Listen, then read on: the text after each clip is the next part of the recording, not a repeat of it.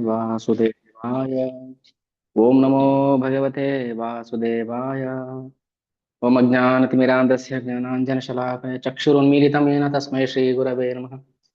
श्रीचैतन्यमनोभीष्टं स्थापितं येन भूतले स्वयं रूपा कदा मह्यं ददाति स्वपदान्तिकं। वन्देऽहं श्रीगुरो श्रीयुतः पदकमलं श्रीगुरून् वैष्णवांश्च श्रीरूपं साग्रजातं सह गणरघुनाथान्वितं तं सजीवं साद्वैतं सावधूतं परिजनसहितं कृष्णचैतन्यदेवां श्रीराधा कृष्णपादान् सह गणललिता श्रीविशाखान्वितांश नमां विष्णुपादाय कृष्णप्रेष्ठाय भूतले श्रीमतिभक्तिवेदान्तस्वामिनिति नामिने।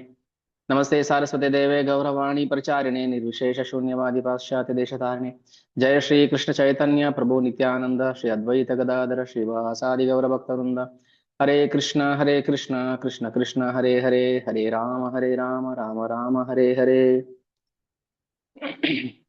नमो विष्णुपादाय कृष्णप्रेष्ठाय भूतले श्रीमते भक्तिविकास स्वामिनिति नामिने। जय जय श्री चैतन्य जय नित्यानंद, जय अद्वैत चंद्र जय गौर भक्त वृंद।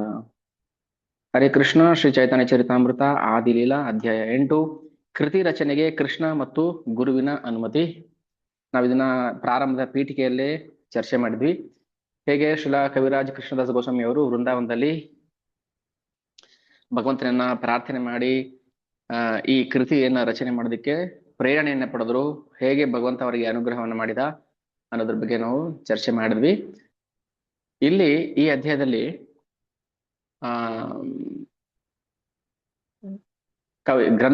ಕವಿಗಳು ಚೈತನ್ಯ ಮಹಾಪ್ರಭುಗಳ ಆವಿರ್ಭಾವಕ್ಕೆ ಮುಖ್ಯ ಕಾರಣಗಳು ಅದನ್ನ ಮತ್ತೆ ಚರ್ಚೆ ಮಾಡ್ತಾರೆ. ಮತ್ತೆ ಅದರ ಅಂತಿಮ ಪ್ರಯೋಜನ ನಾವು 7ನೇ ಅಧ್ಯಾಯದಲ್ಲಿ ಸಂಬಂಧ ತತ್ವ, ಅಭಿಧೇಯ ತತ್ವ ಮತ್ತು ಪ್ರಯೋಜನ ತತ್ವ.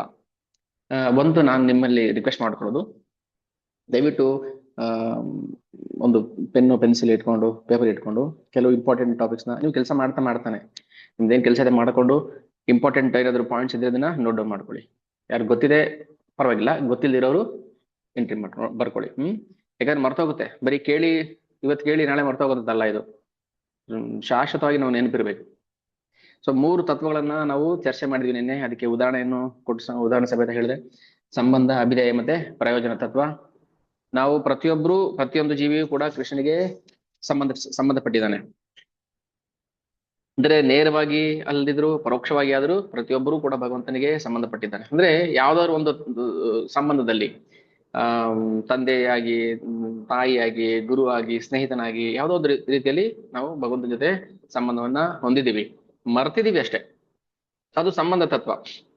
ಇದಕ್ಕೆ ನಾನು ಒಂದು ಉದಾಹರಣೆ ಕೊಟ್ಟೇನೇನೆ.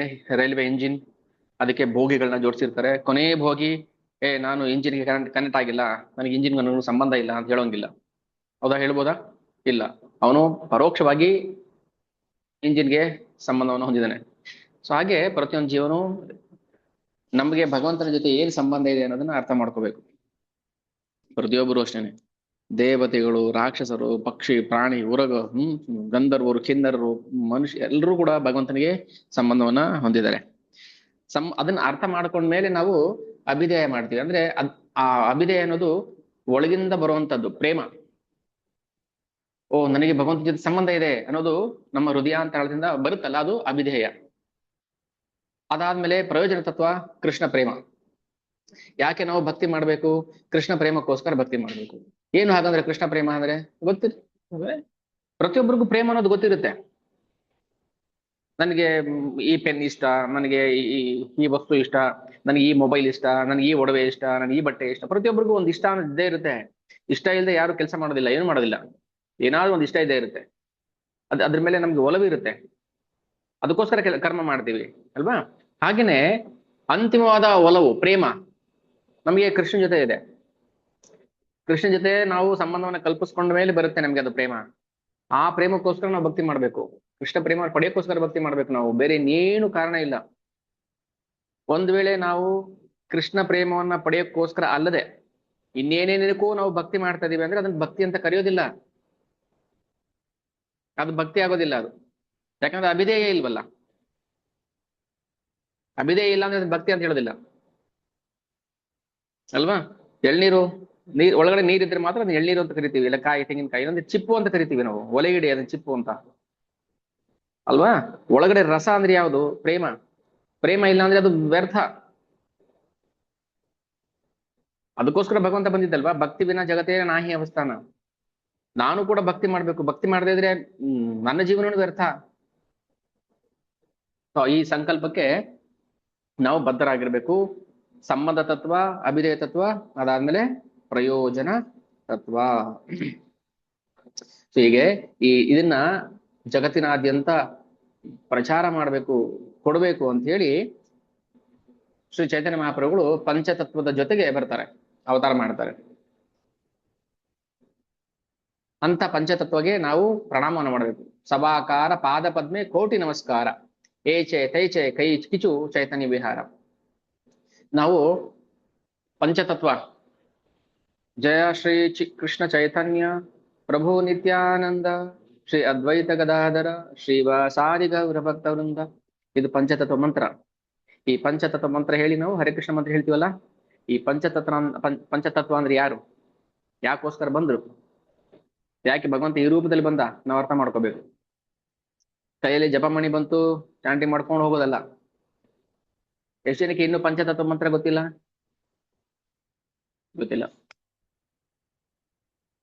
ಪಂಚತತ್ವ ಮಂತ್ರ ಹೇಳದೆ ಹರೇ ಕೃಷ್ಣ ಮಂತ್ರ ಹೇಳೋಂಗಿಲ್ಲ. ಒಂದ್ಸಲ ಶಿಲ ಪ್ರಭುಪಾದರು ಬರೀ ಪಂಚತತ್ವ ಮಂತ್ರನೇ ಹೇಳಿ ಒಂದ್ ರೌಂಡ್ ಅಂತ ಹೇಳಿದ್ರು.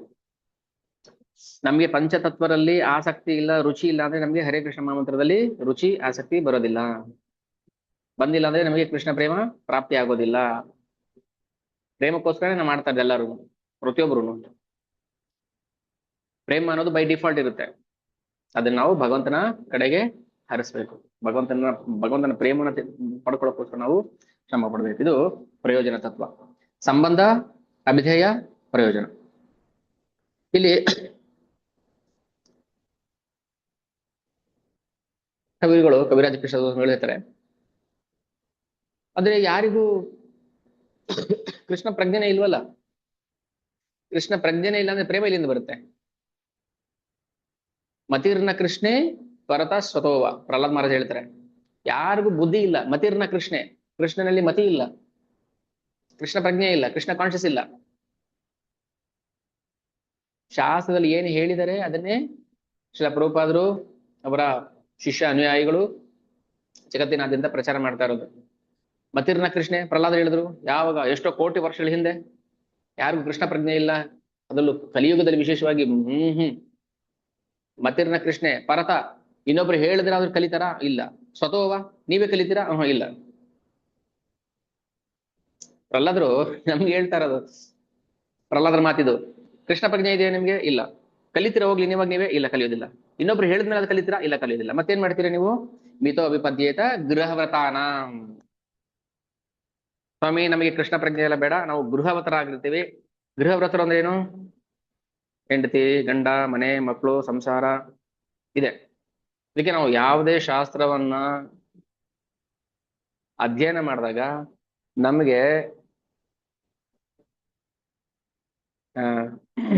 ಗೋಚರ ಆಗೋದು, ನಮ್ಗೆ ಅನ್ಸೋದು, ಭೌತಿಕ ಜಗತ್ತಿನ ಮೇಲೆ ಡಿಟ್ಯಾಚ್ಮೆಂಟ್ ಬರಬೇಕು. ಯುಕ್ತ ವೈರಾಗ್ಯ, ಜಿಗುಪ್ಸೆ ಅಲ್ಲ, ಯುಕ್ತ ವೈರಾಗ್ಯ ಬರಬೇಕು. ಫಲ್ಗು ವೈರಾಗ್ಯನೂ ಅಲ್ಲ. ವೈರಾಗ್ಯದಲ್ಲಿ ಎರಡು ವಿಧ ಇದೆ. ವೈರಾಗ್ಯದಲ್ಲಿ ಎರಡು ವಿಧ. ಒಂದು ಮರ್ಕಟ ವೈರಾಗ್ಯ, ಫಲ್ಗು ವೈರಾಗ್ಯ. ಇನ್ನೊಂದು ಯುಕ್ತ ವೈರಾಗ್ಯ. ಯುಕ್ತ ವೈರಾಗ್ಯ ಅಂದ್ರೆ ಯಾವುದನ್ನು ಕೂಡ ಬಿಡಬಾರ್ದು, ಎಲ್ಲವನ್ನ ಪಡ್ಕೋಬೇಕು, ಪಡ್ಕೊಂಡಿಂದ ನಾವು ಕೃಷ್ಣನಿಗೆ ಸಮರ್ಪಣೆ ಮಾಡ್ಬೇಕು. ಇದು ಯುಕ್ತ ವೈರಾಗ್ಯ. ಫಲ್ಗು ವೈರಾಗ್ಯ ಅಂದ್ರೆ ಒಳಗ ಆಸೆ ಇರುತ್ತೆ, ಆದ್ರೂ ಬೇಡ. ಸರ್ ಇನ್ನೊಂದು ಜಾಮೂನ್ ಹಾಕ್ಸ್ಕೊಳ್ಳಿ, ಅಯ್ಯೋ ಬೇಡ ಬೇಡ ಬೇಡ. ಒಳಗ ಆಸೆ ಇರುತ್ತೆ, ಇನ್ನೊಂದು ಜಾಮೂನ್, ಬೇಡ ಬೇಡ. ಆಮೇಲೆ ಆಸೆ ಬಂದ್ಮೇಲೆ ಅಯ್ಯೋ ಅವ್ರೆಷ್ಟು ಕೇಳ್ತಾ ಇದ್ರು, ಜಾಮೂನ್ ತಿಂದ್ಬಿಡ್ಬೇಕಿತ್ತಲ್ಲ. ಇದು ಫಲ್ಗು ವೈರಾಗ್ಯ. ಸೊ ಈ ಫಲ್ಗು ವೈರಾಗ್ಯದಿಂದ ನಾವು ಭಗವಂತನ ಪಡೆಯಕ್ ಸಾಧ್ಯ ಇಲ್ಲ. ಯುಕ್ತ ವೈರಾಗ್ಯ, ಯಾವುದನ್ನು ಕೃಷ್ಣನ ಸಂಬಂಧಪಟ್ಟ ಹಾಗೆ ನಾವು ಸ್ವೀಕಾರ ಮಾಡೋದಿದೆಯಲ್ಲ, ಅದು ಯುಕ್ತ ವೈರಾಗ್ಯ. ಆದ್ರೆ ಸಾಮಾನ್ಯ ಜನರಿಗೆ ಆ ಯುಕ್ತ ವೈರಾಗ್ಯ ಅನ್ನೋದು ಬರೋದಿಲ್ಲ. ಯಾಕೆ? ಮತಿರ್ನ ಕೃಷ್ಣೆ ಪರತ ಸತೋವ. ಮತಿರ್ನ ಕೃಷ್ಣ, ಕೃಷ್ಣ ಕಾನ್ಶಿಯಸ್ ಇಲ್ಲ. ನೋಡಿ ಎದಕ್ಕೆ ಹೇಳುದು ಕೃಷ್ಣ ಕಾನ್ಶಿಯಸ್ ಇಲ್ಲ ಅಂದ್ರೆ ನಮ್ಗೆ ಜ್ಞಾನ ವೈರಾಗ್ಯ ಎರಡೂ ಇಲ್ಲ, ಬರೋದಿಲ್ಲ. ಜ್ಞಾನ ವೈರಾಗ್ಯ ಬಂದಿಲ್ಲ ಅಂದ್ರೆ ಆಕರ್ಷಣೆ ಹೋಗೋದಿಲ್ಲ, ಭೌತಿಕ ಜಗತ್ತಿನ ಮೇಲೆ ಆಕರ್ಷಣೆ ಹೋಗೋದಿಲ್ಲ. ಬೇಕು ಬೇಕು ಬೇಕು ಅನ್ಸ್ತಾ ಇರುತ್ತೆ, ಇರುತ್ತೆ ಆದ್ರೂ ಬೇಕು ಅನ್ಸ್ತಾ ಇರುತ್ತೆ. ಇದು ಫಲ್ಗು ವೈರಾಗ್ಯ. ಅದಕ್ಕೆ ಹೇಳ್ತಾರೆ ಕೃಷ್ಣ ಯದಿ ಚುಟೆ ಭಕ್ತಿ ಭುಕ್ತಿ ಮುಕ್ತಿ ಇದೆಯಾ. ಒಂದ್ ವೇಳೆ ಕೃಷ್ಣ ಹತ್ರ ಹೋಗ್ಬಿಟ್ಟು ಕೃಷ್ಣ ಕೃಷ್ಣ ನನಗೆ ಮನೆ ಕೊಡು, ಮಠ ಕೊಡು, ಗಾಡಿ ಕೊಡು, ಬಂಗ್ಲೆ ಕೊಡು, ಕೊಡ್ತಾನೆ. ಕೃಷ್ಣ ಯದಿ ಚುಟೆ ಭಕ್ತೆ ಭುಕ್ತಿ ಮುಕ್ತಿ ಇದೆಯಾ. ಏನ್ ಬೇಕಪ್ಪ ನಿನ್ಗೆ, ಭುಕ್ತಿ ಬೇಕಾ ತಗೋ, ಭುಕ್ತಿ ಅಂದ್ರೆ ಎಂಜಾಯ್, ಇಂದ್ರಿಯ ತೃಪ್ತಿ. ಮುಕ್ತಿನೂ ಬೇಕಾ ತಗೋ, ಹೋಗ್ತಾ ಇರು. ಆದರೆ ಕಬು ಪ್ರೇಮ ಭಕ್ತಿ ನಾ ದೇನ ರಾಖೇನ ಲುಕಾಯ. ಆದ್ರೆ ಈ ಭಕ್ತಿ ಅನ್ನೋದನ್ನ ಕೊಡೋದಿಲ್ಲ ಕೃಷ್ಣ, ಲುಕಾಯಿಯ ಬಚ್ಚಿಟ್ಕೊಂಡ್ಬಿಡ್ತಾನೆ.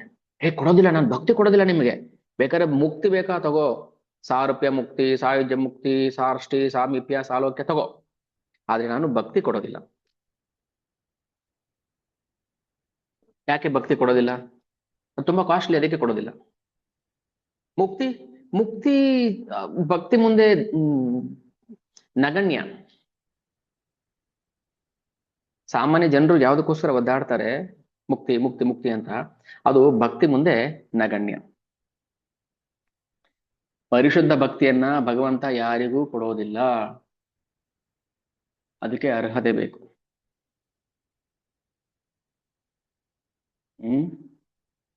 ನಾರದ ಮುನಿ ಒಂದ್ಸಲ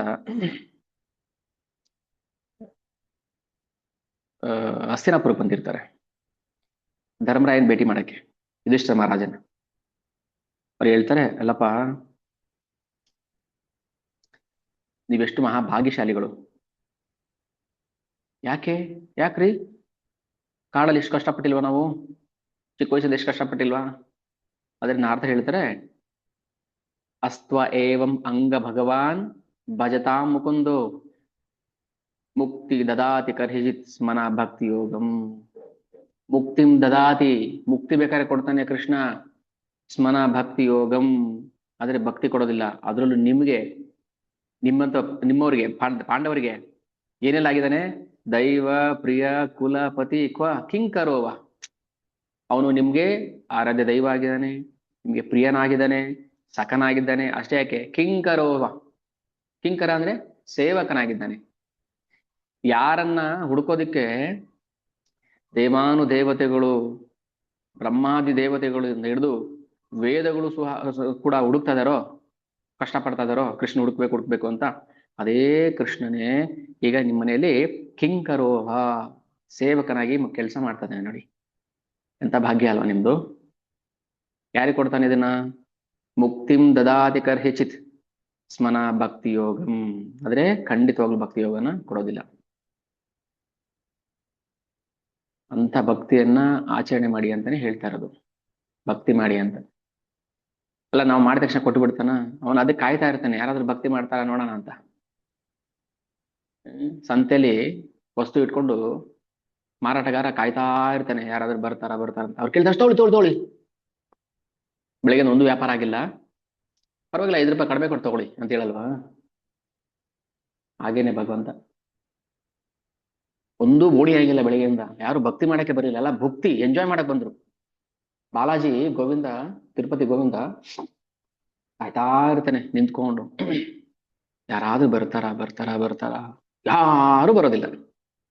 ಮತ್ತೆ ದಿನಕ್ಕೆ 1 ಲಕ್ಷ 5 ಲಕ್ಷ, ಅವ್ರು ಯಾರು ಭಕ್ತಿ ಮಾಡೋಕ್ಕೋಸ್ಕರ ಬರೋರಲ್ಲ, ಭುಕ್ತಿಗೋಸ್ಕರ ಬರೋರು. ಅದಕ್ಕೆ ತಿಮ್ಮಪ್ಪನಿಗೆ ನಿಂತು ಕಾಲ್ ಮೇಲೆ ಬಂದು ಕೂತ್ಕೊಬಿಡ್ಬೇಕು, ತಲೆ ಮೇಲೆ ಕೈ ಇಟ್ಕೊಂಡು. ಯಾರು ಭಕ್ತಿ ಮಾಡಕ್ ಹೋಗ್ತಾರೆ ಹೇಳಿ ಅಲ್ಲಿಗೆ. ಕೊಡ್ತಾನೆ ಭಗವಂತ, ಬಾಲಾಜಿ ಕೊಡ್ತಾನೆ, ತಗೊಳ್ಳಿ ಏನ್ ಬೇಕಂತ. ಏನ್ ಕೊಡ್ತಾನೆ,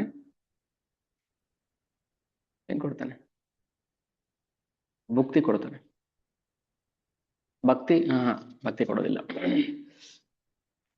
ಅದಕ್ಕೆ ನಾರದ ಮುನಿಗಳು ಹೇಳ್ತಾರೆ, ನೀವು ಮಹಾಭಾಗ್ಯಶಾಲಿಗಳಪ್ಪ, ಯಾರನ್ನ ಪಡಿಬೇಕು ಅಂತ ಕೋಟಿ ಯುಗಗಳಿಂದ ತಪಸ್ ಮಾಡ್ತಾ ಕೂತಿದಾರೋ ಅವನೇ ಸಾಕ್ಷಾತ್ ನಿನ್ನ ಮನೇಲಿ ಕಿಂಕರೋ ಏವ, ಕಿಂಕರ ಸೇವಕನ ಕೆಲಸ ಮಾಡ್ತಾ ಇದ್ದಾನೆ. ಜ್ಞಾನತಃ ಸುಲಭ ಮುಕ್ತಿರ್ ಭುಕ್ತಿರ್ ಯಜ್ಞಾದಿ ಪುಣ್ಯತಃ ಸೇಯಂ ಸಾಧನ ಸಹಸ್ರಾರೈರ್ ಹರಿಭಕ್ತಿ ಸುದುರ್ಲಭ. ಹರಿಭಕ್ತಿ ಸುದುರ್ಲಭ, ರೇರ್. ಆದ್ರೆ ಮುಕ್ತಿ ಭುಕ್ತಿ ಸುಲಭ, ಸುಗಮವಾಗಿ ಲಭಿಸ್ಬಿಡುತ್ತೆ. ಆದ್ರೆ ಹರಿಭಕ್ತಿ ದುರ್ಲಭ, ತುಂಬಾ ಕಷ್ಟ. ಈಗ ಯಾವ್ದು ಬೇಕು ನಮ್ಗೆ? ಸ್ವಾಮಿ ಯಾವ್ದಾರು ಈಸಿ ಆಗಿರೋದು ಕೊಡಿ. ಈಸಿ ಆಗಿರೋದು ಭಗವಂತ ಕೊಡ್ತಾನೆ, ತಗೊಳ್ಳಿ, ಮುಕ್ತಿ ತಗೊಳ್ಳಿ. ಕಷ್ಟವಾಗಿರೋದು ಬೇಕು ಅಂದ್ರೆ ನಾವು ಕಷ್ಟ ಪಡ್ಬೇಕು. ಹರಿಭಕ್ತಿ ಸುದುರ್ಲಭ. ಆದರೆ ಭಗವಂತನಿಗೆ ಸಲ್ಲಿಸುವಂತಹ ಭಕ್ತಿ ಸೇವೆ ಎಷ್ಟು ಅಪರೂಪ, ಎಷ್ಟು ಅಪರೂಪ. ಇದನ್ನು ಅದೇ ತರಕಾರಿ ಅಂಗಡಿಗೂ ವಜ್ರದ ಅಂಗಡಿಗೂ ವ್ಯತ್ಯಾಸ ಇದೆ. ಒಂದು ಊರಲ್ಲಿ, ಒಂದು ಹಳ್ಳಿಲಿ ನೂರಾರು ತರಕಾರಿ ಅಂಗಡಿಗಳಿರ್ಬೋದು, ವಜ್ರದ ಅಂಗಡಿ ಇರೋದಿಲ್ಲ. ಸುದುರ್ಲಭ. ಅದು ಅರ್ಹತೆ ಇದ್ದವ್ರು ಮಾತ್ರ ಭಗವಂತ ಕರುಣಿಸ್ತಾನೆ. ಎಷ್ಟು ದುರ್ಲಭ ಅಂದ್ರೆ ಸಾವಿರಾರು ಕೋಟಿ ಜನ್ಮಗಳ ಕಾಲ ನಾವು ಯಜ್ಞಗಳನ್ನ ಆಚರಣೆಗಳು ಮಾಡಿದ್ರು, ತಪಸ್ಸನ್ನ ಆಚರಣೆ ಮಾಡಿದ್ರು ಕೂಡ ಭಕ್ತಿ ಸೇವೆ ಮಾಡುವಂತ ಅವಕಾಶವನ್ನ ಗಿಟ್ಟಿಸ್ಕೊಳಕ್ ಸಾಧ್ಯ ಇಲ್ಲ. ಎಷ್ಟು ವರ್ಷ? ವರ್ಷ ಅಲ್ಲ, ಸೇಯಂ ಸಾಧನ ಸಹಸ್ರಾರೈರ್, ಸಹಸ್ರಾರು, ಸಾವಿರಾರು, ಲಕ್ಷಾಂತರ, ಕೋಟ್ಯಾಂತರ ಜನ್ಮಗಳಿತ್ತು ಬಂದ್ರು ಕೂಡ ಹರಿಭಕ್ತಿ ಸುದುರ್ಲಭ. ನೋಡಿ, ಕಲಿಯುಗದಲ್ಲಿ ಇದ್ದೀವಿ ನಾವು. ಎಷ್ಟು ಸುಲಭವಾಗಿ ಹರಿಭಕ್ತಿ ಮಾಡ್ಬೋದು ನಾವು. ಎಲ್ಲ ಶಾಸ್ತ್ರಗಳು ಹೇಳೋದು ಕೂಡ ನಾವು ಹರಿಭಕ್ತಿ ಮಾಡ್ಬೇಕು ಅಂತ. ಅದನ್ನ ನಾರದ ಮುನಿಗಳು ಯುಧಿಷ್ಠಿರನಿಗೆ ಹೇಳ್ಬಿಟ್ಟು ಹೋದ್ರು. ಭಕ್ತಿ ಯೋಗನ ಅಷ್ಟು ಸುಲಭವಾಗಿ ಕೊಡೋದಿಲ್ಲ. ಯಾಕಂದ್ರೆ ಭಕ್ತಿ ಕೊಟ್ಬಿಟ್ರೆ ಭಗವಂತ ಕಮಿಟ್ಮೆಂಟ್ ಆದಂಗೆ. ಮಾತು ಕೊಟ್ಬಿಟ್ರೆ ಕಮಿಟ್ ಆದಂಗೆ. ಅಸ್ತ್ವ ಏವ ಮಂಗ ಭಗವಾನ್ ಭಜತಾ ಮುಕುಂದೋ. ಅಂದ್ರೆ ಯಾರಿಗೆ ಭಕ್ತಿಯನ್ನ ಕರುಣಿಸ್ಬಿಟ್ಟಿದ್ದಾನೆ ಅವನ ಕಾಪಾಡೋ ಜವಾಬ್ದಾರಿ ಭಗವಂತಂದು. ಕಂಬದಲ್ಲಿ ಬರ್ಬೇಕಾ? ಬರ್ಬೇಕು, ಬೇರೆ ದಾರಿ ಇಲ್ಲ. ಯಾಕಂದ್ರೆ ಕೊಟ್ಕೊಂಡ್ಬಿಟ್ಟಿದ್ದಾನೆ ಭಗವಂತ ಪ್ರಹ್ಲಾದ್ ಮಹಾರಾಜರಿಗೆ. ಭಕ್ತರು ಏನ್ ಹೇಳ್ತಾರೆ ಮಾಡ್ಲೇಬೇಕು, ಬೇರೆ ದಾರಿ ಇಲ್ಲ. ಈಗ ಇಲ್ಲ, ನಾನು ಮಾಡಕ್ಕಾಗಲ್ಲ, ಅದ್ ಹೆಂಗೆ ಕಂಬದಿಂದ ಬರೋದು, ನಾನು ಅದಂಗೆ ಮನುಷ್ಯನೂ ಅಲ್ಲ ಪ್ರಾಣಿನೂ ಅಲ್ಲ, ಹಂಗೆ ಬರೋದು. ಬರ್ಬೇಕು ನೀನೀಗ, ನಿನ್ನಿಷ್ಟ. ನೀನ್ ಹಣೆ ಬರ ಇವಾಗ ಭಗವಂತನಿಗೆ, ನೀನ್ ಹಣೆ ಬರ, ಏನು ಮಾಡಕ್ಕಾಗಲ್ಲ. ಅದಕ್ಕೆ ಭಕ್ತಿಯನ್ನು ಅಷ್ಟು ಸುಲಭವಾಗಿ ಎಲ್ರಿಗೂ ಕೊಡೋದಿಲ್ಲ. ಕಮಿಟ್ ಆಗ್ಬೇಕು. ನಾವು ಕಮಿಟ್ ಆಗುತ್ತೆ ತಾನೆ ಭಗವಂತ ಕಮಿಟ್ ಆಗೋದು. ನಾವು ಭಗವಂತನಿಗೆ ಭಕ್ತಿ ಸೇವೆಯಲ್ಲಿ ಕಮಿಟ್ ಆಗ್ಬೇಕು. ಬೆಳಗ್ಗೆ ಎದ್ದೇಳಬೇಕು, ಚಾಂಟಿಂಗ್ ಮಾಡ್ಬೇಕು, 16 ರೌಂಡ್ ಜಪ ಮಾಡ್ಬೇಕು, ಪ್ರಸಾದ ತಗೋಬೇಕು, ಇದು ಮಾಡ್ಬೇಕು, ಅದು ಮಾಡ್ಬೇಕು, ಸೇವೆ ಮಾಡ್ಬೇಕು. ಕಮಿಟ್ ಆದ್ರೆ ತಾನೆ ಭಗವಂತ ಕಮಿಟ್ ಆಗ್ತಾನೆ.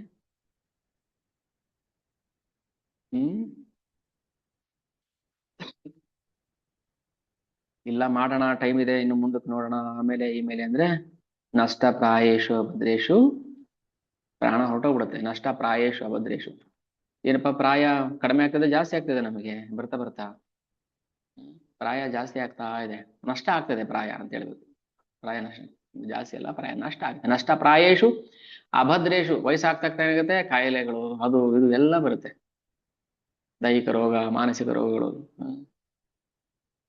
ದೇಹ ಚೆನ್ನಾಗಿದ್ದಾಗ ನಾವು ಮಾಡ್ಲಿಲ್ಲ ಭಕ್ತಿ, ದೇಹ ವೀಕ್ ಆದ್ಮೇಲೆ ಬುದ್ಧಿ ಬಂತು, ಅವಾಗ ಮಾಡಕ್ ಆಗ್ತಾ ಇಲ್ಲ. ನಷ್ಟ ಪ್ರಾಯೇಶು ಅಭದ್ರೇಶು ನಿತ್ಯಂ ಭಾಗವತ ಸೇವಯ.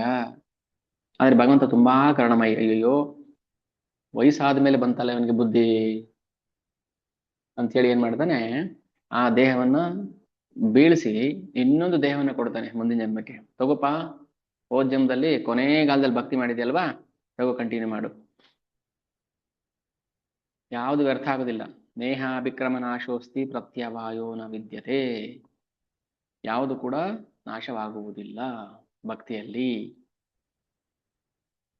ಹೇನ ಪ್ರೇಮ ಶ್ರೀ ಚೈತನ್ಯ ದಿಲಾ ಯಥಾತಥ ಜಗಾಯ್ ಮದಾಯ್ ಪರ್ಯಂತ ಅನ್ಯರ ಕಾತತ. ಅರೆ, ಜಗಾಯ್ ಮದಾಯನು ಉದ್ಧಾರ ಮಾಡ್ಬಿಟ್ರು, ಇನ್ನು ಬೇರೆಯವ್ರನ್ನ ಯಾಕೆ ಉದ್ಧಾರ ಮಾಡೋದಿಲ್ಲ ಅವರು? ಜಗಾಯ್ ಮದಾಯ್ ಎಂತ ನೀಚರು ಅಂದ್ರೆ, ಮಾಡಬಾರ್ದ ಅಪರಾಧಗಳೆಲ್ಲ ಮಾಡಿ ಕೂತಿದ್ರು ಬ್ರಾಹ್ಮಣರಾಗಿ. ಅಂದ್ರೆ ಒಬ್ಬ ಬ್ರಾಹ್ಮಣ ಮಾಡಬಾರ್ದ ಅಪರಾಧಗಳನ್ನೂ ಮಾಡಿ ಚಂಡಾಳರ ಸ್ಥಿತಿ ಬಂದಿದ್ರು ಅವರು. ಅಂಥವ್ರನ್ನು ಕೂಡ ಉದ್ಧಾರ ಮಾಡ್ಲಿಲ್ವಾ? ಜಗಾಯ್ ಮದಾಯ್ ಪರ್ಯಂತ ಅನ್ಯರ ಕಾಕತ. ಇನ್ ಬೇರೆಯವ್ರ ಕಥೆ ಏನ್ ಹೇಳ್ಬೇಕು? ಅವ್ರನ್ನೇ ಉದ್ಧಾರ ಮಾಡಿದಾರೆ ಅಂದ್ಮೇಲೆ ಅವ್ರನ್ನೇ ಉದ್ಧಾರ ಮಾಡಿದ್ದಾರೆ ಅಂದ್ಮೇಲೆ ಪ್ರತಿನಿತ್ಯ 16 ರೌಂಡ್ ಜಪ ಮಾಡೋರು, ಪ್ರಸಾದ ತಿನ್ನೋರು, ಭಗವಂತನ ತಲೆ ಬಗ್ಸೋರು, ನಮಸ್ಕಾರ ಮಾಡೋರು, ಅವನ ಬಗ್ಗೆ ಪ್ರಚಾರ ಮಾಡೋರು, ಅವ್ರ ಬಗ್ಗೆ ಏನ್ ಹೇಳಿದೆ? ಏನ್ ಹೇಳ್ಬೇಕು? ಅನ್ಯಕಾ ತಥಾ.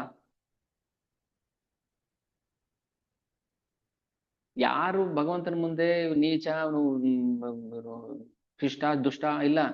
ಯಾರು ಭಗವಂತನ ಮುಂದೆ ತಲೆ ಬಾಗ್ತಾರೆ, ಭಗವಂತನ ಗುಣಗಾನ ಮಾಡ್ತಾರೆ, ಹರಿನಾಮ ಜಪ ಮಾಡ್ತಾರೆ, ಅವ್ರನ್ನ ಭಗವಂತ ಉದ್ಧಾರ ಮಾಡೇ ಮಾಡ್ತಾನೆ. ಅದು ಅವನ್ ಧರ್ಮ, ಅದು ಭಗವಂತನ ಕಮಿಟ್ಮೆಂಟ್. ಅದು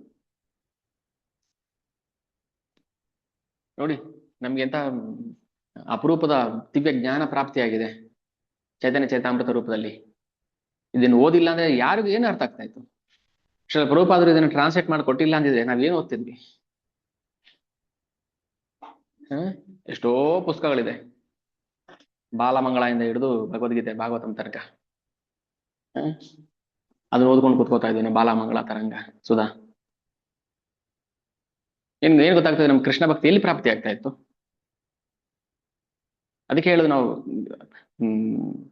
ಕಲಿಯುಗದಲ್ಲಿ ನಾವು ಉದ್ಧಾರ ಆಗ್ಬೇಕಾ, ಶ್ರೀ ಚೈತನ್ಯ ಚರಿತಾಮೃತ ಓದ್ಬೇಕು.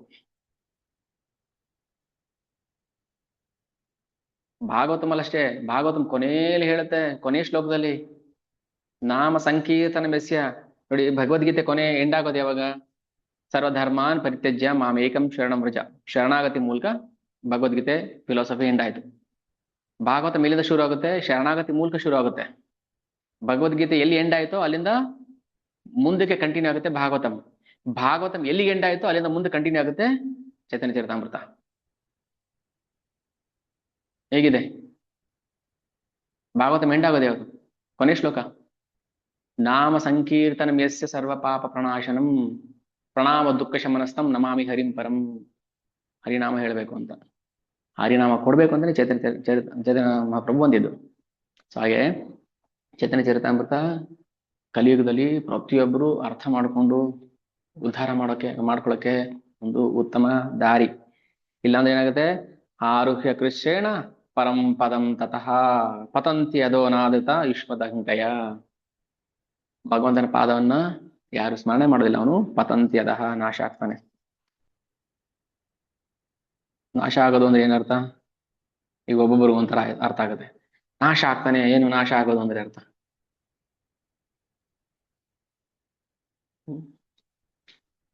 ನಾಶ ಆಗೋದು, ನಾಶ ಅಂದ್ರೆ ಏನರ್ಥ?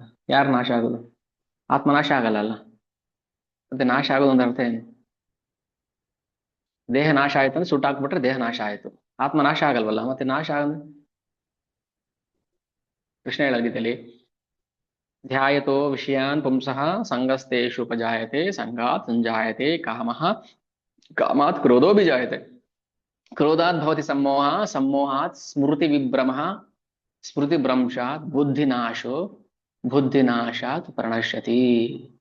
ನಾಶ ಅಂದ್ರೆ ಈಗೆಲ್ಲ ನಾವು ನಾಶ ಆಗಿದ್ದೀವಿ, ಬುದ್ಧಿ ನಾಶ ಆಗಿದೆ. ಯಾಕಂದ್ರೆ ನಾವು ಭಗವಂತ ಭಕ್ತಿ ಮಾಡ್ತಾ ಇಲ್ಲ.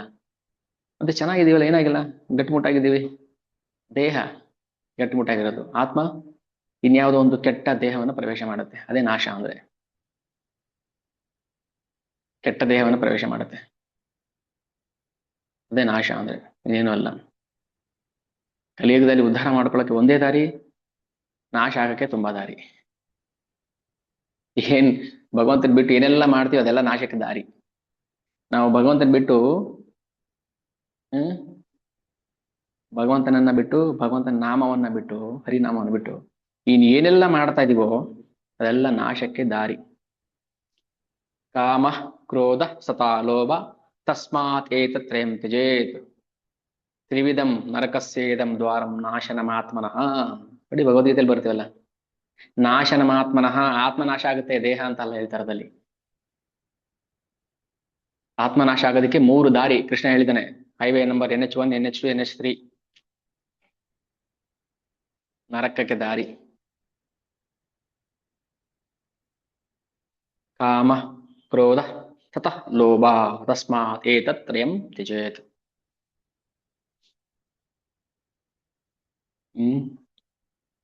ವಿಚಾರ ಮಾಡಿ, ವಿಚಾರ ಮಾಡಿ, ವಿಚಾರ ಕರೀಲೆ ಚಿತ್ತೆ ಪಾಪೆ ಚಮತ್ಕಾರ. ವಿಚಾರ ಮಾಡಿ, ಯೋಚನೆ ಮಾಡಿ, ದಡ್ರ ತರ ಕೂತ್ಕೋಬೇಡಿ. ಗೋಸ್ವಾಮಿ ಹೇಳ್ತಾ ಇರೋದು, ದಡ್ರ ತರ ಕೂತ್ಕೋಬೇಡಿ ತಲೆ ಮೇಲೆ ಕೈ ಇಟ್ಕೊಂಡು ಅಯ್ಯೋ ಆಕಾಶ ತಲೆ ಮೇಲೆ ಬಿದ್ದಿದೆ ಅಂತ. ಶ್ರೀ ಕೃಷ್ಣ ಚೈತನ್ಯ ದಯಾ ಕರಹ ವಿಚಾರ ವಿಚಾರ ಕರಿಲೆ ಚಿತ್ತೆ ಪಾವೇ ಚಮತ್ಕಾರ. ಯೋಚನೆ ಮಾಡಿ ನೋಡಿ, ಯಾಕೆ ಯೋಚನೆ ಮಾಡೋ ಶಕ್ತಿ ಇಲ್ವಾ ಯಾರಿಗೂ? ಭಗವಂತ ಭಗವಂತ ನಾಮ ಒಂದು ಬಿಟ್ರೆ ಬೇರೆ ಏನು ಪ್ರಯೋಜನ ಬರೋದಿಲ್ಲ. ಭಗವಂತನ ನಮ್ ತರ್ಕ ನಮ್ ಭಗವಂತನ ಕಾಣಕ್ ಆಗೋದಿಲ್ಲ, ಯೂಸ್ ಆಗೋದಿಲ್ಲ. ತರ್ಕ ಅದ್ ಆಗ್ಬಿಡುತ್ತೆ, ಇದ್ ಮಾಡ್ಬಿಡುತ್ತೆ, ಇದ್ ಅದು ತರ್ಕದಿಂದ ನಾವು ಭಗವಂತನ ಅರ್ಥ ಮಾಡ್ಕೊಳಕ್ ಬರೋದಿಲ್ಲ. ಅದಕ್ಕೆ ಏನ್ ಮಾಡ್ಬೇಕು?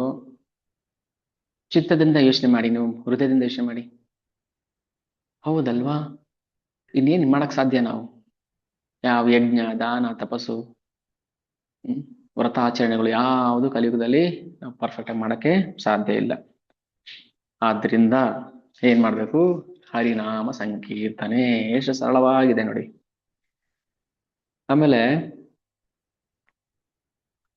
ಈ ದೈವ ಪ್ರೇಮ ಅಂತ ಅಂದ್ರೆ ಹೇಗಿರುತ್ತೆ ನಾವು ನೋಡ್ಬೇಕಲ್ಲ ಅಂತ ಆಸೆ. ಈಗ ದೈವ ಪ್ರೇಮ ಎಲ್ರು ಹೇಳ್ತಾರೆ, ಅಯ್ಯೋ ದೈವ ಪ್ರೇಮದಿಂದ ಅವ್ರು ಹುಚ್ಚಾಗಿ ಕುಣಿತಾ ಇದ್ರು, ಹಾಡ್ತಾ ಇದ್ರು, ನಗ್ತಾ ಇದ್ರು, ಅಳ್ತಾ ಇದ್ರು, ಬೀಳ್ತಾ ಇದ್ರು, ಹೇಳ್ತಾ ಇದ್ರು. ಅದು ದೈವ ಪ್ರೇಮ ಅಂದ್ರೆ ಹೆಂಗಿರುತ್ತೆ? ಹೆಂಗಿರುತ್ತೆ ದೈವ ಪ್ರೇಮ? ಯಾರು ನೋಡಿದ್ದಾರೆ, ಯಾರು ಅನುಭವಿಸಿದ್ದಾರೆ ದೈವ ಪ್ರೇಮ? ಇಲ್ಲ, ನಿಗೂಢ. ಅದಕ್ಕೆ ಹೇಳ್ತಾರಲ್ಲ, ಸ್ವತಂತ್ರ ಈಶ್ವರ ಪ್ರೇಮ ನಿಗೂಢ ಭಾಂಡಾರ. ನಿಧಿ. ಪ್ರೇಮ ಅನ್ನೋದು ನಿಧಿ. ಎಲ್ಲಿದೆ? ಅದು ನಿಗೂಢವಾಗಿದೆ. ಅದನ್ನ ಹೇಗೆ ಆಚೆ ತಗೋದು, ತೆಗೆಯೋದು? ಹ್ಮ್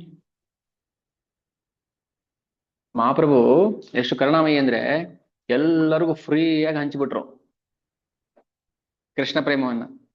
ಅರ್ಹರೋ ಅನರ್ಹರೋ, ಯೋಗ್ಯನೋ ಅಯೋಗ್ಯನೋ, ಚಂಡಾಳನೋ ಮೂರ್ಖನೋ ಬುದ್ಧಿವಂತನೋ ಏನು ನೋಡಿಲ್ಲ. ಯಾರ್ ಬೇಕಾದ್ರೂ ಬನ್ನಿ, ಕೃಷ್ಣ ಪ್ರೇಮ ನಿಧಿಯನ್ನ ತಗೊಂಡೋಗ್ಬೋದು. ಬಿಲಾ ಇಲ್ಲ ಯಾರೇ ತಾರೆ ನಾ ಕೈಲ ವಿಚಾರ.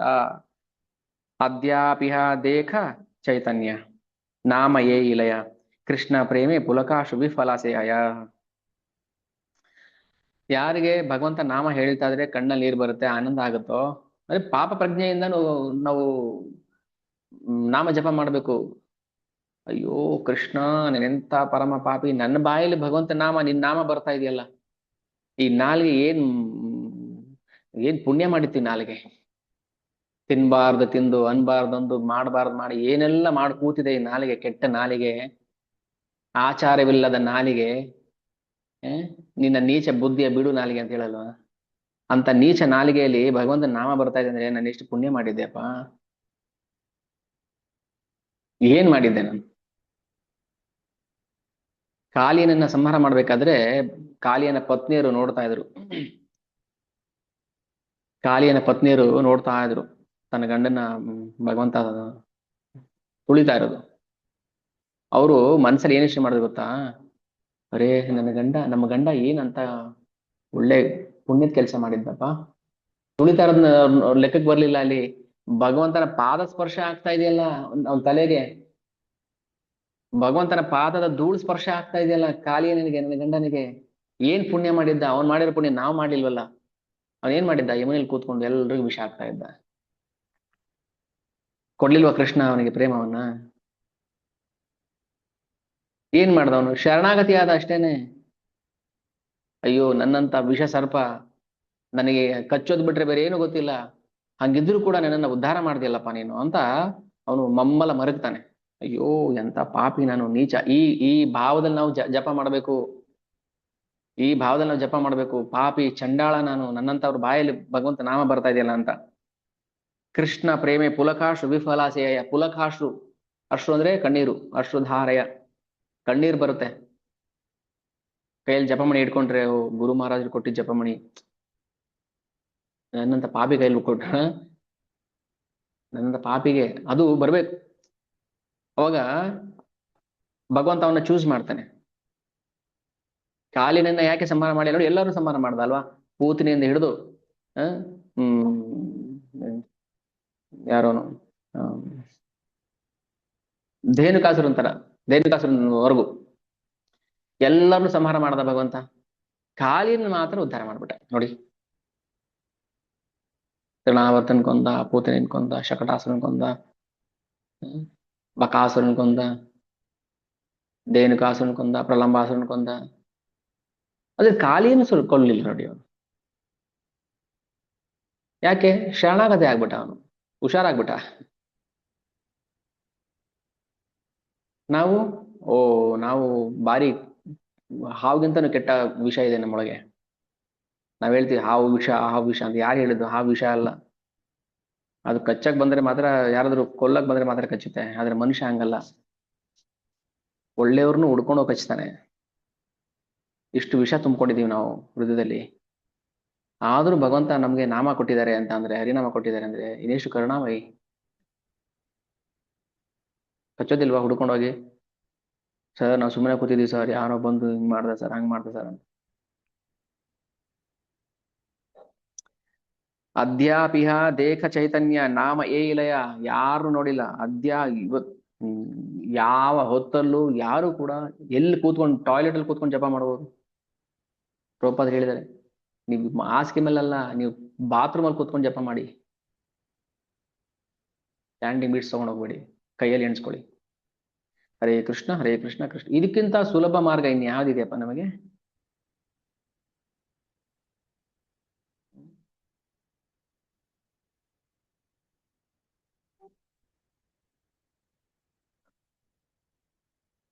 ಕಷ್ಟ ಇದೆ ಕಲಿಯುಗ. ಭಕ್ತಿ ಮಾಡದೆ ಹೋದ್ರೆ ನಾವು ಎಷ್ಟು ದುಡ್ಡು ಸಂಪಾದನೆ ಮಾಡಿ ಗುಡ್ಡೆ ಹಾಕೊಂಡ್ರು ಅದನ್ನ ಯಾರೋ ಎಂಜಾಯ್ ಮಾಡ್ತಾರೆ. ಅದು ಹೆಂಗೆ? ಅವನ್ ಪಾಪದಿಂದ ಎಂಜಾಯ್ ಮಾಡ್ತಿರ್ತಾನೆ. ಆ ಪಾಪದ ಸುಖಕ್ಕೋಸ್ಕರ ನಾವು ದುಡ್ಡು ಕೂಡಿಟ್ಟು ಅವನಿಗೆ ಕೊಟ್ಬಿಟ್ಟು ಹೋಗ್ತಿದೀವಿ. ತಗೊಳ್ಳಿ, ಎಂಜಾಯ್ ಮಾಡ್ಕೊಳ್ಳಿ ಮಕ್ಕಳೇ, ಮೊಮ್ಮಕ್ಕಳೇ, ತಿಂದು ಕುಡಿದು ಮಜಾ ಮಾಡ್ಕೊಳ್ಳಿ ಅಂತ. ಅದ್ರ ಪಾಪ ನಮ್ಮ ಕೊಂಡಕ್ಕೆ ಬರ್ತಿರುತ್ತೆ. ಯಾರ ಕೊಂಡು ಬರುತ್ತೆ? ನಮ್ಮ ಕೊಂಡಕ್ಕೆ ಬರುತ್ತೆ. ಯಾಕೆ? ನಾವು ತಾನೇ ಕೊಟ್ಟಿದ್ದವ್ರಿಗೆ.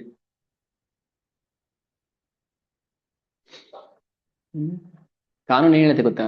ಈಗ RTO 18 ವರ್ಷದ ಒಳಗೆ ಯಾರಾದ್ರೂ ಬೈಕೋ ಕಾರೋ ತಗೊಂಡೋಗಿ ಆಕ್ಸಿಡೆಂಟ್ ಮಾಡಿದ್ರೆ ಕೇಸ್ ಯಾರ ಮೇಲೆ ಫೈಲ್ ಮಾಡ್ತಾರೆ?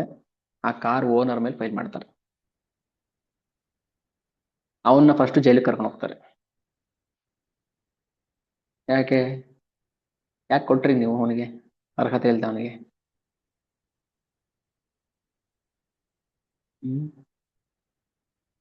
ಹಾಗೇನೆ ನಾವ್ ಏನೇ ಸಂಪಾದನೆ ಮಾಡಿಟ್ಟು ಅದರಿಂದ ಪಾಪಕ್ಕೆ ಪ್ರಯೋಜನ ಆಗ್ತಾ ಇದೆ ಅದು ಅಂದ್ರೆ ಅದರ ಜಿಮ್ಮೆದಾರಿ, ಜವಾಬ್ದಾರಿ ಅದರ ಯಜಮಾನಿಗೆ ಸೇರುತ್ತೆ. ಅದಕ್ಕೆ ಭಗವಂತ ಹೇಳ್ತಾನೆ, ಒಂದ್ ವೇಳೆ ನಾನೇನಾದರೂ ಈ ಜಗತ್ತನ್ನ ತಿದ್ದೋಕೆ ಪ್ರಯತ್ನ ಮಾಡ್ಲಿಲ್ಲ ಅಂದ್ರೆ ಜನಗಳು ಮಾಡೋ ಪಾಪ ನನಗೆ ಬರುತ್ತೆ ಅಂತ. ಅದಕ್ಕೆ ಭಗವಂತ ಏನ್ ಮಾಡ್ತಾನೆ? ಶಾಸ್ತ್ರಗಳನ್ನ ಕೊಡ್ತಾನೆ, ಗುರುವನ್ನ ಕೊಡ್ತಾನೆ, ಸಾಧುಗಳನ್ನ ಕೊಡ್ತಾನೆ. ಅಷ್ಟೇ, ಅವನ ಜವಾಬ್ದಾರಿ ಮುಗೀತು. ಇನ್ಯಾರು ನಾವು ಅವನ ಹತ್ರ ತಲೆ ಹಾಕಿ ಹೋಗ್ಬಾರ್ದು. ಮತ್ತೆ ನಾನ್ ಮಾಡಿದ ಪಾಪಕ್ಕೆ ನೀನ್ ಹೊಣೆ ಅಂತ. ಯಾಕೆ ನಾನು ಹೊಣೆ ಹಾಕ್ತೀನಿ? ಹೇಳ್ ಕಳಿಸಿಲ್ವಾ ನಾನು ನಿನಗೆ? ಗುರು ಸಾಧು ಶಾಸ್ತ್ರ ಇದಾರೆ, ಹೋಗಲ್ ಅವರ ಸೇವೆ ಮಾಡುವಂತ. ಮತ್ತೆ ಹಂಗೇಳು ಪಾಪ ಮಾಡ್ಕೊಂಡು ಕೂತಿದ್ಯಾ ನೀನು, ಮತ್ತೆ ಓಡ್ ಬರ್ತೀಯ ತಲೆ ಬೋಳ್ಸಕ್ಕೆ. ಹರೇ ಕೃಷ್ಣ ಮಹಾಮಂತ್ರ ಜಪದಲ್ಲಿ ಜಪ ಮಾಡ್ಬೇಕಾದ್ರೆ ನಾವು ನಾಮ ಅಪರಾಧ ಮಾಡ್ಬಿಡ್ತೀವಿ. 10 ಅಪರಾಧ ಮಾಡ್ತೀವಿ. ಕೃಷ್ಣ ನಾಮ ಕರೆ ಅಪರಾಧೇರ ವಿಚಾರ, ಕೃಷ್ಣ ಬಲಿಲೆ ಅಪರಾಧಿರ ನಾಹಾಯ ವಿಕಾರ. ಒಂದ್ ವೇಳೆ ಅವನು ಅಪರಾಧದಿಂದ ಜಪ ಮಾಡ್ತಾ ಇದ್ರೆ ಅವನಿಗೆ ಕೃಷ್ಣ ಪ್ರೇಮ ಅನ್ನೋದು ಜಾಗೃತಿ ಆಗೋದಿಲ್ಲ. ಏನು ಅಪರಾಧಗಳು? 10 ಅಪರಾಧಗಳು ಬರುತ್ತೆ. ವೈಷ್ಣವರ ನಿಂದನೆ ಮಾಡೋದು, ಬೈಯೋದು, ಅವ್ರ ಬಗ್ಗೆ ಕೆಟ್ಟದಾಗಿ ಮಾತಾಡೋದು, ಹೋಯ್ತು ಅಲ್ಲಿಗೆ ಕೃಷ್ಣ ಪ್ರೇಮ ಬರೋದಿಲ್ಲ. ಗುರು ಮಾತನ್ನ ತಿರಸ್ಕಾರ ಮಾಡೋದು, ದೇವತೆಗಳ ನಾಮ ಕೃಷ್ಣ ನಾಮ ಎರಡು ಒಂದೇ ಅಂತ ಹೇಳೋದು ಕೂಡ ಅಪರಾಧ. ಹರೇ ಕೃಷ್ಣ ಮಂತ್ರ ಒಂದು ಧಾರ್ಮಿಕ ಕಟ್ಟಳೆ ಅಂತ ಯಾರಾದ್ರೂ ಹೇಳ್ತಾರೆ? ಧಾರ್ಮಿಕ ಕಟ್ಟಳೆ ಅಲ್ಲ ಇದು. ಇದನ್ನೇನೋ ಪುಣ್ಯ ಬರುತ್ತೆ ಅಂತ ಅಲ್ಲ. ಹರೇ ಕೃಷ್ಣ ಮಂತ್ರ ಪುಣ್ಯ ಗಿಣ್ಯ ಅಲ್ಲ ಇದು. ಹರೇ ಕೃಷ್ಣ ಮಹಾಮಂತ್ರ ಅಂತ ಏನು ಅಲ್ಲ. ಒಂದ್ ವೇಳೆ ನಾವೆದ್ರು ಎಲ್ರು ಮಾಡ್ತಾರೆ ನಾನು ಮಾಡ್ತೀನಿ ಅಲ್ಲ. ಸೊ ಆತರ ಯಾರಾದ್ರೂ ಮಹಾಮಂತ್ರವನ್ನ ಉತ್ಸೃಜ್ಯ ಅಂದ್ರೆ ಅದರ ಮಹಿಮೆಯನ್ನ ತಿರಸ್ಕಾರ ಮಾಡ್ತಾರೆ, ಅದೆಲ್ಲ ನಾಮಾಪರಾಧ. ಆಮೇಲೆ ಗಮನವನ್ನ ಎಲ್ಲೋ ಇಟ್ಕೊಂಡು ಜಪ ಮಾಡೋದು ಕೂಡ ಅದು ಅಪರಾಧ. ಇಷ್ಟೆಲ್ಲ ಅಪರಾಧಗಳನ್ನ ಮಾಡ್ತಾ ಇದ್ರೆ ಸುಮ್ಮನೆ ಹರೇ ಕೃಷ್ಣ ಮಂತ್ರ ಪಿಟಿ ಪಿಟಿ ಪಿಟಿ ಪಿಟಿ ಅಂತ ಇರುತ್ತೆ ತುಟಿ. ಕೆಲವು ಬರೀ ಅವ್ರ ಬಾಯಲ್ಲಿ ಬರೀ ಏನು ಬುಸ್ ಬುಸ್ ಹೊಗೆ ಬರ್ತಾ ಇರುತ್ತೆ.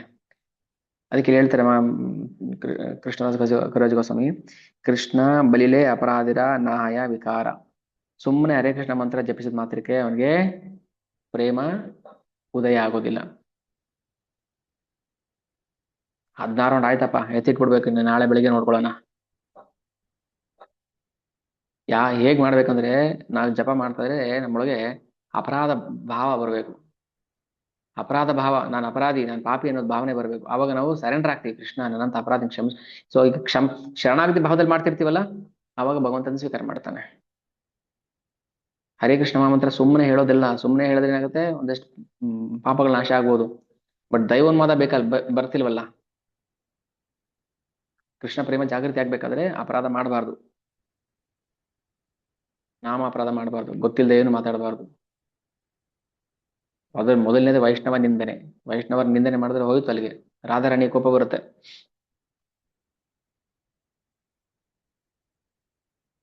ಇದೆಲ್ಲ ಎಷ್ಟು ನಾವು ಕೇರ್ಫುಲ್ ಆಗಿ ಹರಿನಾಮವನ್ನು ಹೇಳಬೇಕು, ಜಪ ಮಾಡಬೇಕು, ಸರೆಂಡರ್ ಆಗ್ಬೇಕು. ಸತಾಂ ನಿಂದಾ ನಾಮ್ನ ಪರಮಂ ಅಪರಾಧಂ ವಿತನುತೆ ಯಥಾ ಕಿಯಾತಿಂ ಯಾತಂ ಕಥಂ ಉಸಾತೆ ತದ್ವಿಗಾರಹಂ. ಹೇಳ್ತಾರೆ, ಯಾರಾದ್ರೂ ಸತಾಂ ನಿಂದಾ ನಾಮ್ನ, ಭಗವಂತನ ನಾಮ ಹೇಳೋರ್ನ ನಿಂದನೆ ಮಾಡಿದ್ರೆ, ಅಥವಾ ಭಗವಂತನ ನಾಮವನ್ನ ಒಂದು ಆ ಒಂದು ಕಾಟಾಚಾರದ ವಿಧಾನ. ಅದಕ್ಕೆ ಹೇಳ, ನಾಮದ ಮಹಿಮೆಯನ್ನ ತಿಳ್ಕೊಂಡ ಮೇಲೆ ನಾಮಕ್ಕೆ ನಾವು ಎಷ್ಟು ಬೆಲೆ ಕೊಡ್ಬೇಕು, ಎಷ್ಟು ರೆಸ್ಪೆಕ್ಟ್ ಮಾಡ್ಬೇಕು, ಗೌರವ ಕೊಡ್ಬೇಕು. ಇಲ್ಲಾಂದ್ರೆ ಇದೆಲ್ಲ ಅಪರಾಧ ಆಗುತ್ತೆ. ಆಮೇಲೆ ಭಗವಂತನ ಕತೆ ಕೇಳ್ತೀವಲ್ವಾ, ಭಗವಂತನ ಕತೆ ಕೇಳಿದ ತಕ್ಷಣ ನಮ್ಗೆ ಹೃದಯ ಕರಗುತ್ತೆ. ಕೃಷ್ಣ ಎಷ್ಟು ಚೆನ್ನಾಗಿ ಲೀಲೆ ಮಾಡ್ತಾ ಇದ್ದಾನೆ ಅಂತ. ಯಾರಿಗೆ ಭಗವಂತನ ಕತೆ ಕೇಳಿನೂ ಕೂಡ ನೇತ್ರೇ ಜಲಂ ಗಾತ ರುಹೇಶು ಹರ್ಷಃ, ಕಣ್ಣಲ್ಲಿ ನೀರು ಬರ್ಬೇಕು. ನಾ ವಿಕ್ರಿಯೇತಾತ ಯದಾ ವಿಕಾರೋ, ಏನು ಆಗ್ತಲ್ಲ, ಕಲ್ಲು ಬಂಡೆ ತರ ಕೂತಿದ್ದಾರೆ. ಏನ್ರಿ ಅರ್ಥ ಆಯ್ತಾ? ಅರ್ಥ ಆಯ್ತು. ಏನು ಕೃಷ್ಣ ಕಥೆ ನಮ್ಗೆ ಅರ್ಥ ಆಗಲ್ವಾ? ನೀನು ಊಟಕ್ಕೆ ಮುಂಚೆನೆ ಓದಿದ್ದೆ ನಾನು. ಒಬ್ರು ಯಾರು ಬುಕ್ ಡಿಸ್ಟ್ರಿಬ್ಯೂಷನ್ಗೆ ಹೋದಾಗ, ಸರ್ ರಾಮಾಯಣ ಬುಕ್ ತಗೊಳ್ಳಿ ಅಂತ ಅಂದ್ರೆ, ನಿನ್ಗೆ ಎಷ್ಟು ವಯಸ್ಸು ಅಂದ್ರು. ನಾನು ವಯಸ್ಸು ಕಟ್ಕೊಂಡು ನಿಮ್ಗೇನಾಗಬೇಕು, ನೀನು ಊಟಕ್ಕೆ ಮುಂಚೆ ರಾಮಾಯಣ ಓದಿದ್ದೆ ಅಂದ್ರು. ಒಳ್ಳೆ ಕೆಲಸ ಮಾಡ್ತಾ ಇದ್ಯಾ, ಮಾಡು, ನಿನಗೆ 100 ಜನ ಹೆಣ್ಮಕ್ಳಾಗ್ಲಿ ಅಂತ. ನಿನ್ನ ಆಶೀರ್ವಾದ ಯಾವನಿಗಯ್ಯ ಬೇಕು? 100 ಜನ ಹೆಣ್ಮಕ್ಳು 100 ವರ್ಷ ಸುಖವಾಗಿ ಬಾಳುವಂತ ನಿಮ್ಮ ಆಶೀರ್ವಾದ ಎಲ್ಲ ಬೇಕಾಗಿರೋದು ನಮಗೆ. ಒಳ್ಳೆ ಕೆಲಸ ಮಾಡ್ತಾ ಇದೆಯಾ, ಮಾಡು, ನೀನು ಊಟಕ್ಕೆ ಮುಂಚೆ ರಾಮಾಯಣ ಓದಿದ್ದು ಅಹಂಕಾರದ ಮಾತಲ್ವಾ? ಇಂಥವ್ರ ಮುಂದೆ ನಾವು ಭಗವಂತನ ಕತೆ ಕೇಳಿದ್ರೆ ಕಣ್ಣೀರು ಬರುತ್ತಾ ಅವ್ರಿಗೆ? ಅಲ್ವಾ? ನನ್ಗೆ ಗೊತ್ತಿದೆ, ನೀನು ಊಟಕ್ಕೆ ಮುಂಚೆ ರಾಮಾಯಣ ಓದಿದ್ದೀನಿ, ಮಹಾಭಾರತ ಓದಿದ್ದೀನಿ ನಾನು, ನಮ್ಮನೇಲಿ ನಮ್ಮ ತಾತನ ಕಾಲದಿಂದನೂ ಇದೆ ಅಂತ ಹೇಳ್ತಾರೆ, ಮಾತಾಡ್ತಾರೆ. ಇಂಥವ್ರಿಗೆ ನ ವಿಕ್ರಿಯೇತಾತ ಯಥಾ ವಿಕಾರೋ ನೇತ್ರೇ ಜಲಂ ಗಾತ ರುಹೇಶು ಹರ್ಷಃ. ಖುಷಿಯಿಂದ ಎಷ್ಟೋ ಜನ ಪಾಸಿಟಿವ್ ನೆಗೆಟಿವ್ ಎರಡು ಫೀಲಿಂಗ್ ಆಗುತ್ತೆ. ತಗೋತಾರೋ ಬಿಡ್ತಾರೋ, ಮನೆ ಒಳಗೆ ಕೂರಿಸಿ, ತಗೊಳ್ಳಿ ಸರ್ ಬಾಳೆಹಣ್ಣು ತಗೊಳ್ಳಿ, ನೀರು ಕುಡೀರಿ, ತಗೊಳ್ಳಿ ಬೆಲ್ಲ ತಿನ್ನಿ, ಪಾಪ ನೀರು ಕುಡಿದ್ರೋ ಇಲ್ವೋ, ಬಿಸ್ಲಲ್ಲಿ ಓಡಾಡ್ಕೊಂಡ್ ಬರ್ತೀರಾ ಅಂತ ಅಷ್ಟು ಗೌರವ ಕೊಡ್ತಾರೆ. ಅವ್ರ ಹತ್ರ ಇರುತ್ತೆ ರಾಮಾಯಣ ಗೀತಾ ಭಾಗವತ ಮೇಲೆ ಇರುತ್ತೆ, ಅಟ್ಲೀಸ್ಟ್ ಬುಕ್ ಡಿಸ್ಟ್ರಿಬ್ಯೂಷನ್ ಮಾಡಕ್ ಬಂದಿದಾರಲ್ಲ ಅಂದ್ಬಿಟ್ಟು ಇದು ಹರ್ಷ, ಖುಷಿ ಆಗುತ್ತೆ ಅವ್ರಿಗೆ. ಕಲ್ಲು ಹೃದಯ, ಅದಕ್ಕೆ ಹೇಳಿದೆ, ಕಲ್ಲು ಹೃದಯ ಇರೋರಿಗೆ ಯದ್ ಗೃಹ್ಯ ಮಾಡೆ ಹರಿನಾಮಧೇಯ ತದ್ ಅಶ್ಮಸಾರಂ ಹೃದಯಂ ಬತೇದಂ. ಅಶ್ಮ ಅಂದ್ರೆ ಮಣ್ಣು, ಕಲ್ಲು. ತದ್ ಅಶ್ಮಸಾರಂ ಹೃದಯಂ, ಅವರ ಕಲ್ಲು ಕಬ್ಬಿಣದಷ್ಟೇ ಗಟ್ಟಿ.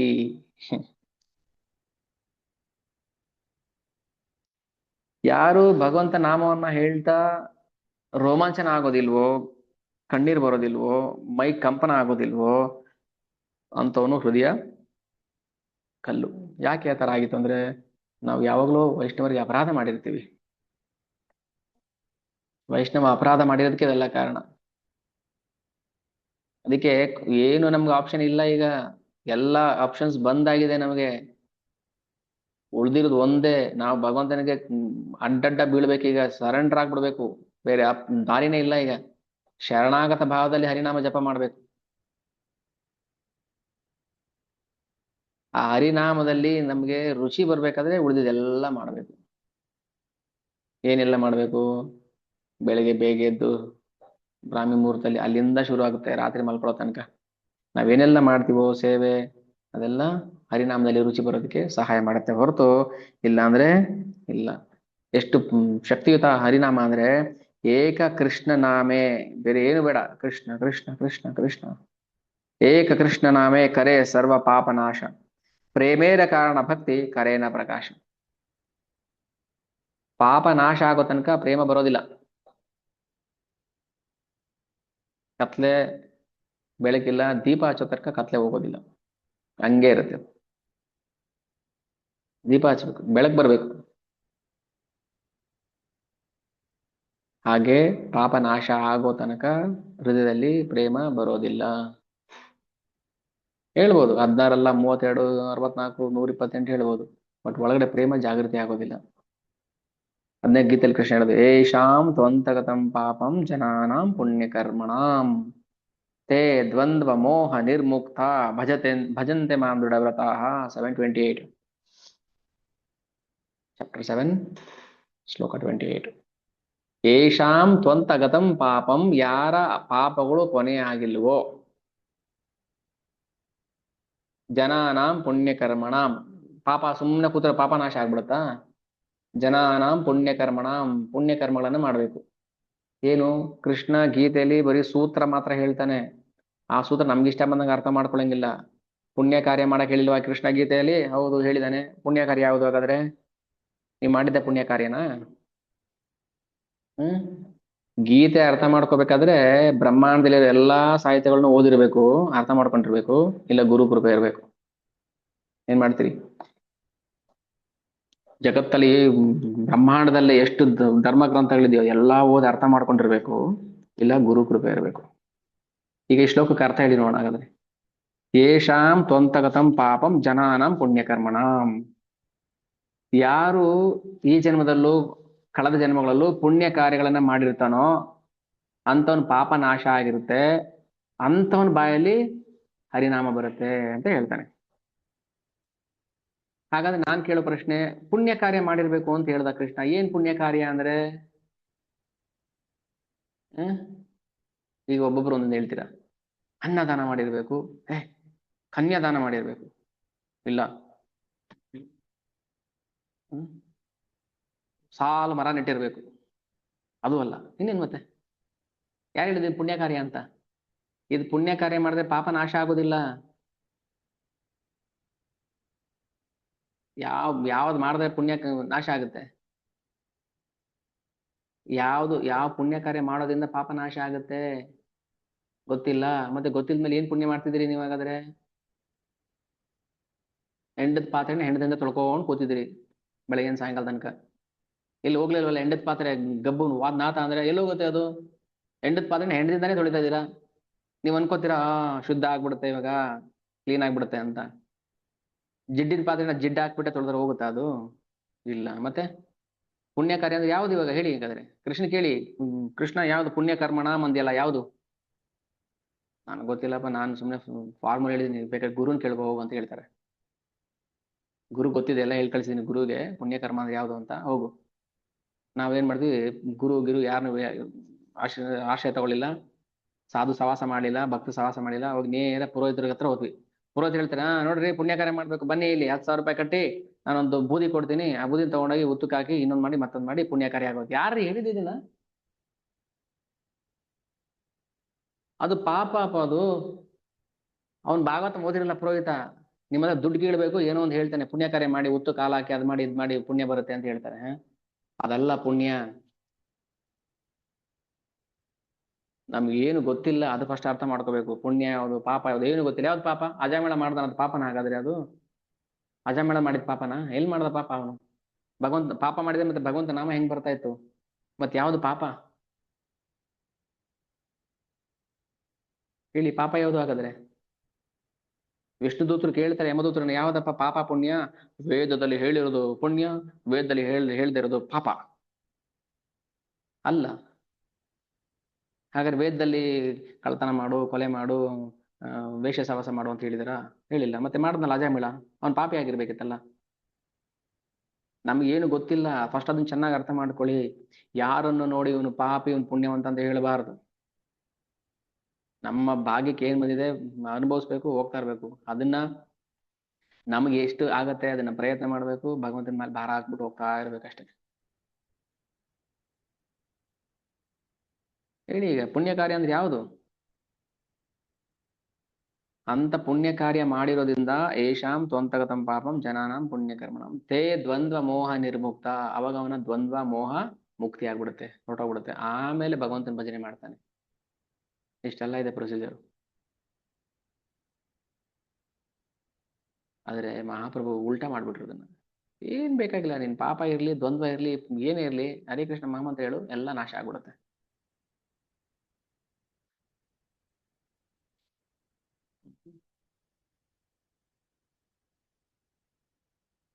ಅದಕ್ಕೆ ನಾವು ತತ್ವನ ಅರ್ಥ ಮಾಡ್ಕೋಬೇಕು. ಪುಣ್ಯ ಕಾರ್ಯ ಯಾವುದು? ತಲೆ ಕೆಡಿಸ್ಕೊಂಡು ಇವಾಗ ಯೋಚನೆ ಮಾಡಿ, ಯಾವ್ದಪ್ಪ ಪುಣ್ಯ ಕಾರ್ಯ? ಯಾವ್ದು ಪಾಪ ನಾಶ ಮಾಡುತ್ತೋ ಅದು ಪುಣ್ಯ ಕಾರ್ಯ. ಆದ್ರೆ ನಾವು ಮಾಡ್ತಾರೋ ಪುಣ್ಯ ಕಾರ್ಯಗಳು ಪಾಪವನ್ನ ನಾಶ ಮಾಡ್ತಾ ಇಲ್ಲ, ಪಾಪ ಹಾಗೆ ಬೆಳೀತಾ ಇದೆ, ಪುಣ್ಯ ಬೆಳೀತಾ ಹೋಗ್ತಾ ಇರುತ್ತೆ ಅಷ್ಟೇ. ಪಾಪ ನಾಶ ಮಾಡೋದು ಈಗ ಕಳೆ, ಕಳೆ ಜೊತೆಗೆ ಬೆಳೆನೂ ಬೆಳೀತಾ ಹೋಗ್ತಾ ಇರುತ್ತೆ. ಬೆಳೆ ದೊಡ್ಡದಾಗ ಬೆಳೀತಾ ಇರುತ್ತೆ, ಜೊತೆ ಕಳೆನೂ ಬೆಳೀತಾ ಇರುತ್ತೆ. ಈಗ ಕಳೆ ಗೀಳ್ಬೇಕಾದ್ರೆ ಏನ್ ಮಾಡ್ಬೇಕು ನಾವು? ಈಗ ಕಳೆ ಪಾಪ ಅನ್ಕೊಳ್ಳಿ, ಬೆಳೆ ಪುಣ್ಯ ಅನ್ಕೊಳ್ಳಿ. ಕಳೆನ್ ಕೀಳಿಲ್ಲ ಅಂದ್ರೆ, ಪಾಪನ್ ಕೀಳಿಲ್ಲ ಅಂದ್ರೆ ಪುಣ್ಯ ಬೆಳ್ಕೊಂಡು ಹೋಗ್ತಾ ಇರುತ್ತೆ. ಪುಣ್ಯ ಬೆಳೆಯೋದು ಕೂಡ ಮತ್ತೆ ಜನ್ಮಕ್ಕೆ ಕಾರಣ ಆಗುತ್ತೆ. ಯಾಕಂದ್ರೆ ಅಷ್ಟು ಪುಣ್ಯ ಮಾಡಿದೀವಲ್ಲ, ಅದನ್ನ ಅನುಭವಿಸಕ್ ಬರ್ಬೇಕಾಗತ್ತೆ. ಮತ್ತೆ ಬರೀ ಪಾಪ ಅನುಭವಿಸಕ್ ಅಷ್ಟೇ ಅಲ್ಲ ಬರೋದು, ಪುಣ್ಯ ಅನುಭವಿಸಕ್ಕೂ ಬರ್ಬೇಕು. ನೆನಪಲ್ಲಿರ್ಬೇಕು. ಅದಕ್ಕೆ ಹೇಳುದು, ಪಾಪ ಮಾಡ್ಬೇಕು, ಪಾಪ ಮಾಡಬಾರ್ದು ಅಂತ ಹೇಳ್ತೀರಾ ಸರಿ, ಪುಣ್ಯ ಯಾಕ್ರಿ ಮಾಡಬಾರ್ದು ಅಂತ ಕೇಳ್ತಾರೆ ಅವ್ರಿಗೆ. ಈ ಹಳ್ಳಿ ಕಡೆ ಹೋಗ್ಬಿಟ್ಟು ನೀವು ಪ್ರವಚನ ಮಾಡಕ್ ಹೋಗ್ರಿ, ಭಾರಿ ಕಷ್ಟ ಅವ್ರ ಹತ್ರ ಮಾತಾಡೋದು. ಏನ್ರಿ ನೀವ್ ಹೇಳ್ತಾ ಇರೋದು? ನಮ್ ಪೂರ್ವಜರೆಲ್ಲ ಪುಣ್ಯ ಮಾಡ್ ಪುಣ್ಯ ಮಾಡ್ ಪುಣ್ಯ ಮಾಡ ಅಂತ ಹೇಳ್ತಾರೆ, ನೀವು ಬಂದ್ಬಿಟ್ಟು ಪುಣ್ಯನು ಮಾಡ್ಬೇಡ ಅಂತ ಹೇಳ್ತೀಯ ಅಂತ ಕೇಳಿದ್ರೆ ಏನ್ ಹೇಳ್ಬೇಕು ನಾವು? ಹೌದಪ್ಪ, ನಿಮ್ ತಾತಂದ್ರು ಮುತ್ತಾತರು ಹೇಳ್ತಾ ಇದ್ರು, ದಡ್ರು, ಅವ್ರಿಗೆ ಗೊತ್ತಿರ್ಲಿಲ್ಲ, ಅದಕ್ಕೆ ಪುಣ್ಯ ಮಾಡಿಸ್ಬಿಟ್ರು ನಿಮ್ ಕೈಲಿ. ಈಗ ಪುಣ್ಯನ ಯಾರು ಕರಗಿಸೋದು? ಪುಣ್ಯನ ಕರಗಸಕ್ಕೆ ಏನ್ ಮಾಡ್ಬೇಕೀಗ ನೀವು? ಅಂಬಾನಿನೂ ಅದಾನಿ ಆಗಿ ಬರ್ಬೇಕು ಇಲ್ಲಿ, ಹೌದಾ? ರಾಜನಾಗಿ ಮೆರಿಬೇಕು, ಪುಣ್ಯ ಮಾಡಿದ್ಯಲ್ಲ ಅದಕ್ಕೆ. ಇಲ್ಲಿ ಬಂದಾಗ ಏನ್ ಮಾಡ್ತೀಯ? ಮತ್ತೆ ಪಾಪ ಮಾಡ್ತೀಯ. ಪುಣ್ಯ ಅನುಭವಿಸೋ ನೆಪದಲ್ಲಿ ಬಂದು ಪಾಪ ಮಾಡ್ತೀಯ, ಬೇಕಾದು? ಹೌದು ಹೌದು ಹೌದು, ನೀವು ಹೇಳಿ ಸರಿ. ಈಗ ಅರ್ಥ ಆಯ್ತು ನಮ್ಗೆ. ಮತ್ತೆ ಯಾರಾದ್ರೂ ಹಿಂಗೆ ಅರ್ಥ ಮಾಡ್ಸೋರು ಬಂದ್ರೆ ನಮ್ಗೆ ಅರ್ಥ ಆಗುತ್ತೆ. ಇಲ್ಲಾಂದ್ರೆ ಏನ್ ಮಾಡುತ್ತೆ, ಏನಾಗುತ್ತೆ ನಮಗೆ? ಮಾಡ್ಕೊಂಡು ಕೂತ್ಕೊಂಡ್ಬಿಡ್ತೀವಿ ಪುಣ್ಯನೇ. ಬಟ್ ಕೃಷ್ಣ ಹೇಳ್ತಾ ಇರೋದೇನು? ಯಾವ ಪುಣ್ಯ ಮಾಡೋದ್ರಿಂದ ಪಾಪನೂ ನಾಶ ಆಗುತ್ತೆ, ಕೊನೆಗೆ ಆ ಪುಣ್ಯನೂ ನಾಶ ಆಗ್ಬಿಡುತ್ತೋ, ಬಾಳೆ ಗೊನೆ, ಬಾಳೆ ಮರ ದೊಡ್ಡದೋಗಿ ಬೆಳೆದು ಬಿಡುತ್ತೆ, ಬಾಳೆ ಗೊನೆ ಕೊಡುತ್ತೆ, ನಾಶ ಆಗ್ಬಿಡುತ್ತೆ. ಮತ್ತೆ ಅದು ವ್ಯರ್ಥ, ಇನ್ ಪ್ರಯೋಜನ ಇಲ್ಲ ಅದು, ಅಲ್ವಾ? ಹಾಗೇನೆ ಸುಮ್ಮನೆ ಬೆಳ್ಕೊಂಡು ಹೋಗ್ಬಿಡೋದಲ್ಲ ಪುಣ್ಯನು. ಹರೇ ಕೃಷ್ಣ ಮಹಾಮಂತ್ರ ಇದೆಯಲ್ಲ, ಅದು ಪಾಪವನ್ನು ಬೆಳೆಸೋದಿಲ್ಲ, ಪುಣ್ಯವನ್ನು ಬೆಳೆಸೋದಿಲ್ಲ. ಇರುವ ಪಾಪವನ್ನ ನಾಶ ಮಾಡುತ್ತೆ, ಎಲ್ಲ ನಾಶ ಮಾಡ್ಬಿಡುತ್ತೆ.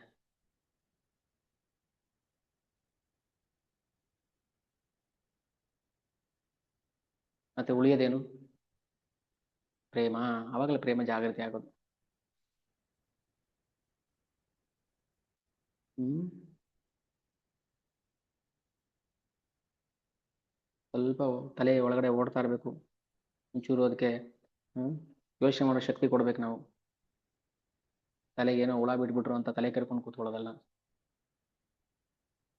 ಭಗವದ್ಗೀತೆ ಓದ್ಬೇಕು, ಇದೆಲ್ಲ ಅರ್ಥ ಆಗುತ್ತಿಲ್ಲ ಅಂದ್ರೆ ನಮ್ಗೇನು ಅರ್ಥ ಆಗುದಿಲ್ಲ. ಹರೇ ಕೃಷ್ಣ ಮಹಾಮಂತ್ರ ಪಾಪನೂ ಕೊಡೋದಿಲ್ಲ, ಪುಣ್ಯನೂ ಕೊಡೋದಿಲ್ಲ. ಎಲ್ಲ ಸರ್ವ ಸುಟ್ಟಾಕ್ಬಿಡುತ್ತೆ, ಪಾಪ ಪುಣ್ಯ ಎರಡು ಸುಟ್ಟಾಕ್ಬಿಡುತ್ತೆ. ಬುದ್ಧಿಯುಕ್ತೋ ಜಹಾತೀಹ ಉಭೇ ಸುಕೃತ ದುಷ್ಕೃತೆ. ಗೀತೆಯಲ್ಲಿ ಸ್ಪಷ್ಟವಾಗಿ ಹೇಳ್ತಾನೆ ಕೃಷ್ಣ. ಬುದ್ಧಿ ಇರೋನು ಸುಕೃತಿಯನ್ನಾಗ್ಲಿ ದುಷ್ಕೃತಿಯನ್ನಾಗ್ಲಿ ಇಲ್ಲೇ ಬಿಟ್ಬಿಡ್ತಾನೆ. ಅಂದ್ರೆ ಪಾಪ ಆಗಲಿ ಪುಣ್ಯ ಆಗಲಿ ಬಿಟ್ಬಿಡ್ತಾನೆ, ಇಲ್ಲೇ ಮಾಡಕ್ ಹೋಗಲ್ಲ ಅವನು. ತಸ್ಮಾತ್ ಯೋಗ ಯುಜಸ್ವ ಯೋಗ ಕರ್ಮಸು ಕೌಶಲಂ. ಹೆಂಗ್ ಬಿಡೋದು? ಹೆಂಗ್ರಿ ಬಿಡೋದು ಅದು? ಪಾಪ ಪುಣ್ಯ ಎರಡೂನು ಅದೇ ಬುದ್ಧಿ ಯೋಗ ಅಂತ. ಅದನ್ನೇ ಭಕ್ತಿ ಸೇವೆ ಅಂತ ಕರೆಯೋದು. ಅದಕ್ಕೆ ಭಕ್ತಿ ಸೇವೆ ಪ್ಯೂರ್ ಸೈಂಟಿಫಿಕ್, ಪ್ಯೂರ್ ಸೈಂಟಿಫಿಕ್. ಯಾವ ಕಾಲಕ್ಕೂ ಬದಲಾವಣೆ ಮಾಡಕ್ ಬರೋದಿಲ್ಲ ಅದನ್ನ. ಬಾಳೆ ಮರದಲ್ಲಿ ಬಾಳೆ ಗಿಡದಲ್ಲಿ ಬಾಳೆಹಣ್ಣೇ ಬಿಡಬೇಕು, ಬೇರೆ ಮಾವಿನ ಬಿಡಕ್ಕಾಗೋದಿಲ್ಲ. ಸೈನ್ಸ್ ನಮ್ ನಮ್ಮ ಆರ್ಡಿನರಿ ಸೈನ್ಸ್ ಏನ್ ಬೇಕಾದ್ರೂ ಮಾಡ್ಬೋದು, ಏನ್ ಬೇಕಾದ್ರೂ ತಿರ್ಚಿ ಮುರ್ಚಿ ಏನ್ ಬೇಕಾದ್ರೂ ಮಾಡ್ಬಿಡ್ಬೋದು. ಆದ್ರೆ ಕೃಷ್ಣ ವಿಜ್ಞಾನ ಯಾವತ್ತೂ ಬದಲಾವಣೆ ಆಗೋದಿಲ್ಲ, ಬದಲಾವಣೆ ಮಾಡಕ್ ಆಗೋದಿಲ್ಲ, ಯಾರು ಬದಲಾವಣೆ ಮಾಡಕ್ ಆಗೋದಿಲ್ಲ. ಅದಕ್ಕೆ ಕೃಷ್ಣ ಹೇಳೋದು, ಪಾಪ ಪುಣ್ಯ ಎರಡೂ ಬಿಡ್ಬೇಕಾದ್ರೆ ಅವನಿಗೆ ಬುದ್ಧಿ ಇರಬೇಕು, ಬುದ್ಧಿ. ತಸ್ಮಾತ್ ಯೋಗಾಯ ಯುಜ್ಯಸ್ವ ಯೋಗ ಕರ್ಮಸು ಕೌಶಲಂ.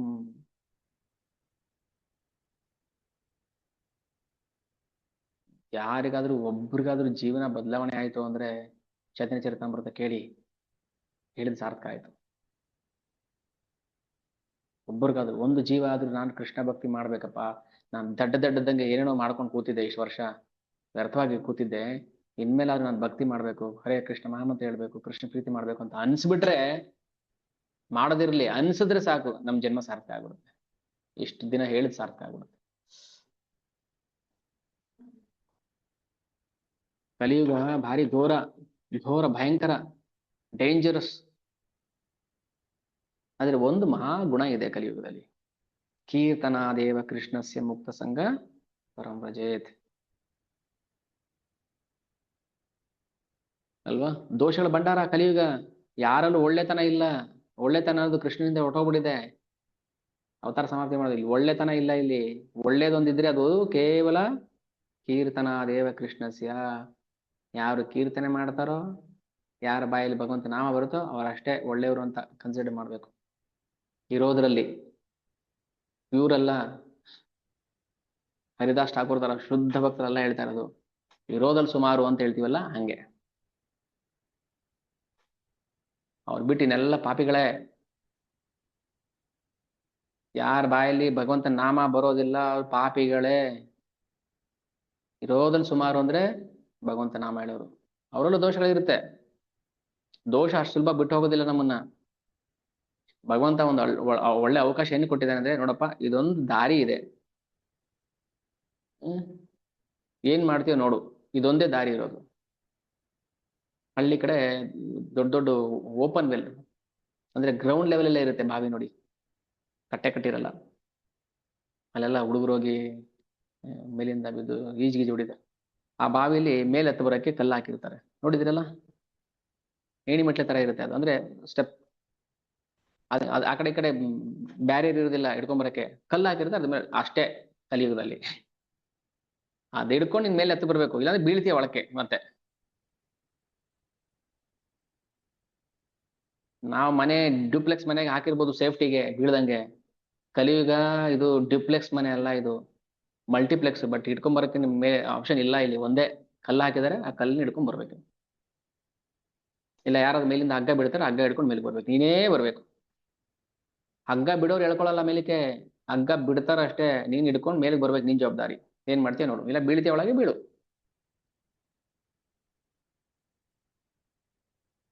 ಅರ್ಥ ಆಗ್ತಿದ್ಯಾ? ಎಲ್ರು ಫ್ಯಾಮಿಲಿ ಸಮೇತ ಕೂತ್ಕೊಂಡು ಕೇಳ್ಬೇಕು, ಒಬ್ಬೊಬ್ಬರೇ ಕೇಳೋದಲ್ಲ.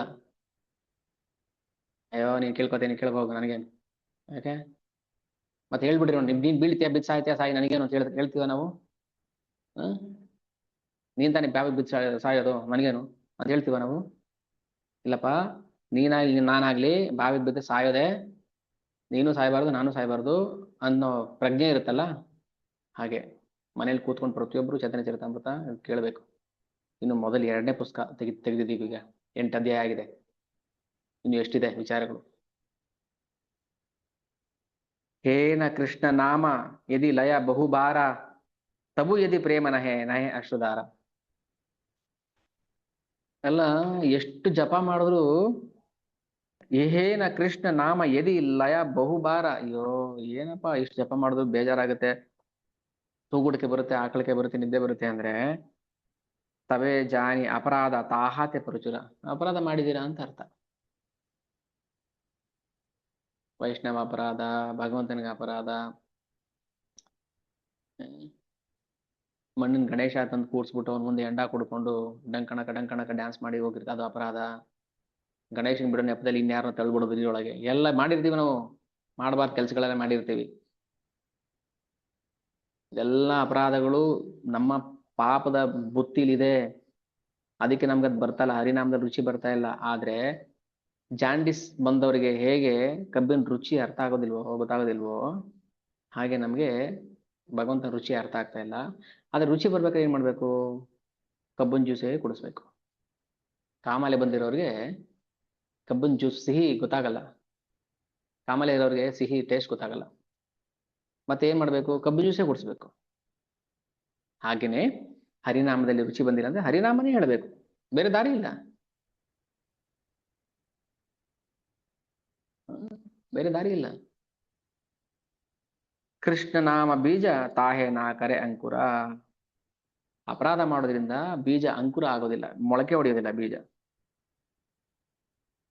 ಬೀಜ ಇರುತ್ತೆಪ್ಪ ಒಳಗೆ, ನೀವು ಕಬೋರ್ಡ್ ಇಟ್ಟು ಲಾಕ್ ಮಾಡಿದೀರ ಅಷ್ಟೇನೆ, ಅದೆಲ್ಲಿ ಮೊಳಕೆ ಹೊಡೆದ್ ಬಿಡ್ತಾ ಕಬೋರ್ಡಲ್ಲಿ ಇಟ್ಕೊಂಡ್ರೆ, ಡ್ರಾಗನ್ ಇಟ್ಕೊಂಡ್ರೆ. ಅದನ್ನ ನೆಲಕ್ಕೆ ಹಾಕಬೇಕು, ಭೂಮಿಗೆ ಹಾಕಬೇಕು, ಅದನ್ನ ನೀರು ಹಾಕಬೇಕು, ಆವಾಗ ಮೊಳಕೆ ಹೊಡೆಯೋದು. ಇಲ್ಲಾಂದ್ರೆ ಅಲ್ಲೇ ಒಣಗೋಗ್ಬಿಡುತ್ತೆ. ಅದಕ್ಕೆ ಅಪರಾಧ ಮಾಡಬಾರ್ದು. ಯಾರಾದ್ರೂ ಅಪರಾಧ ಮಾಡಿದ್ರೆ ಅದೇ ಅಪರಾಧ ಮಾಡಿರೋ ಹತ್ರನೇ ಹೋಗಿ ಕ್ಷಮೆ ಕೇಳಬೇಕು, ಬೇರೆ ದಾರಿನಿಲ್ಲ. ಹೇಗೆ ಅಂಬರೀಷ್ ಮಹಾರಾಜಂಗೆ ಅಪರಾಧ ಮಾಡಿದ್ರು ದುರ್ವಾಸ ಮುನಿಗಳು, ಆ ಏನು ಕೂದಲು ತೆಗೆದು ಜಟೆಯಿಂದ ಭಸ್ಮ ಮಾಡ್ಬಿಡ್ತೀನಿ, ಸುಟ್ಟು ಹಾಕ್ಬಿಡ್ತೀನಿ, ಏನ್ ಅನ್ಕೊಂಡಿದ್ದೆ ನಾನು ದುರ್ವಾಸ ಮುನಿ? ಅಪ್ಪ, ವೈಷ್ಣವರ ಅಪರಾಧ ಮಾಡಿದ್ರೆ ನಾನು ಕ್ಷಮಿಸೋದಿಲ್ಲ. ಹೋಗು ಅಂಬರೀಷ್ ಮಹಾರಾಜ ಹತ್ರನೇ ಹೋಗು, ಅವನ ಕಾಲಿಗೆ ಬಿದ್ದು ಕ್ಷಮೆ ಕೇಳ್ಕೊ ಹೋಗು. ಆದ್ರೆ ವೈಷ್ಣವರು ಅವ್ರಿಗೆಲ್ಲ ಕಾಲಿಗೆ ಬೀಳ್ಸ್ಕೊಳ್ಳೋದಿಲ್ಲ, ಕೇಳೋದೇನ್ ತಪ್ಪಲ್ಲ. ದುರ್ವಾಸ ಮುನಿ ಬಂದು, ಸಾಕ್ಷಿ ಶಿವ ದುರ್ವಾಸ ಮುನಿ, ಶಿವನಂಶ ಅವರು ಬಂದು ಅಂಬರೀಷ್ ಮಹಾರಾಜ ಕಾಲಿಗೆ ಬಿದ್ದು ಕ್ಷಮೆ ಕೇಳ್ತಾರೆ. ಅವ್ರು ಬೇಡ, ನಿಮ್ ಕ್ಷಮೆ ಬೇಕಾಗಿಲ್ಲ, ನಮಗೆ ನನ್ಗೇನ್ ಬೇಜಾರಾಗಿಲ್ಲ, ಭಕ್ತರು ಬೇಜಾರಾಗೋದಿಲ್ಲ, ಭಗವಂತನ ಬೇಜಾರಾಗ್ಬಿಡುತ್ತೆ. ಅವಾಗ ಭಗವಂತ ಪ್ರೇಮವನ್ನ ಕೊಡೋದಿಲ್ಲ. ಎಷ್ಟು ನಾವು ಮಣಿ ತಿರುಗಿಸಿದ್ರು ಕೂಡ ನಮ್ಗೆ ಕೃಷ್ಣ ಪ್ರೇಮ ಬರೋದಿಲ್ಲ.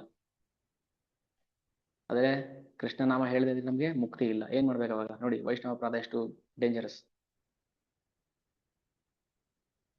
ನೀವಿಲ್ದರೆ ಇನ್ನೊಬ್ರು, ಎಲ್ಲಿ ಇನ್ನೊಬ್ರು? ಹರಿನಾಮ ಬಿಟ್ರೆ ಇನ್ನೊಂದಿಲ್ವಲ್ಲ, ಹರಿನಾಮಕ್ಕೆ ಬರ್ಬೇಕಲ್ಲ.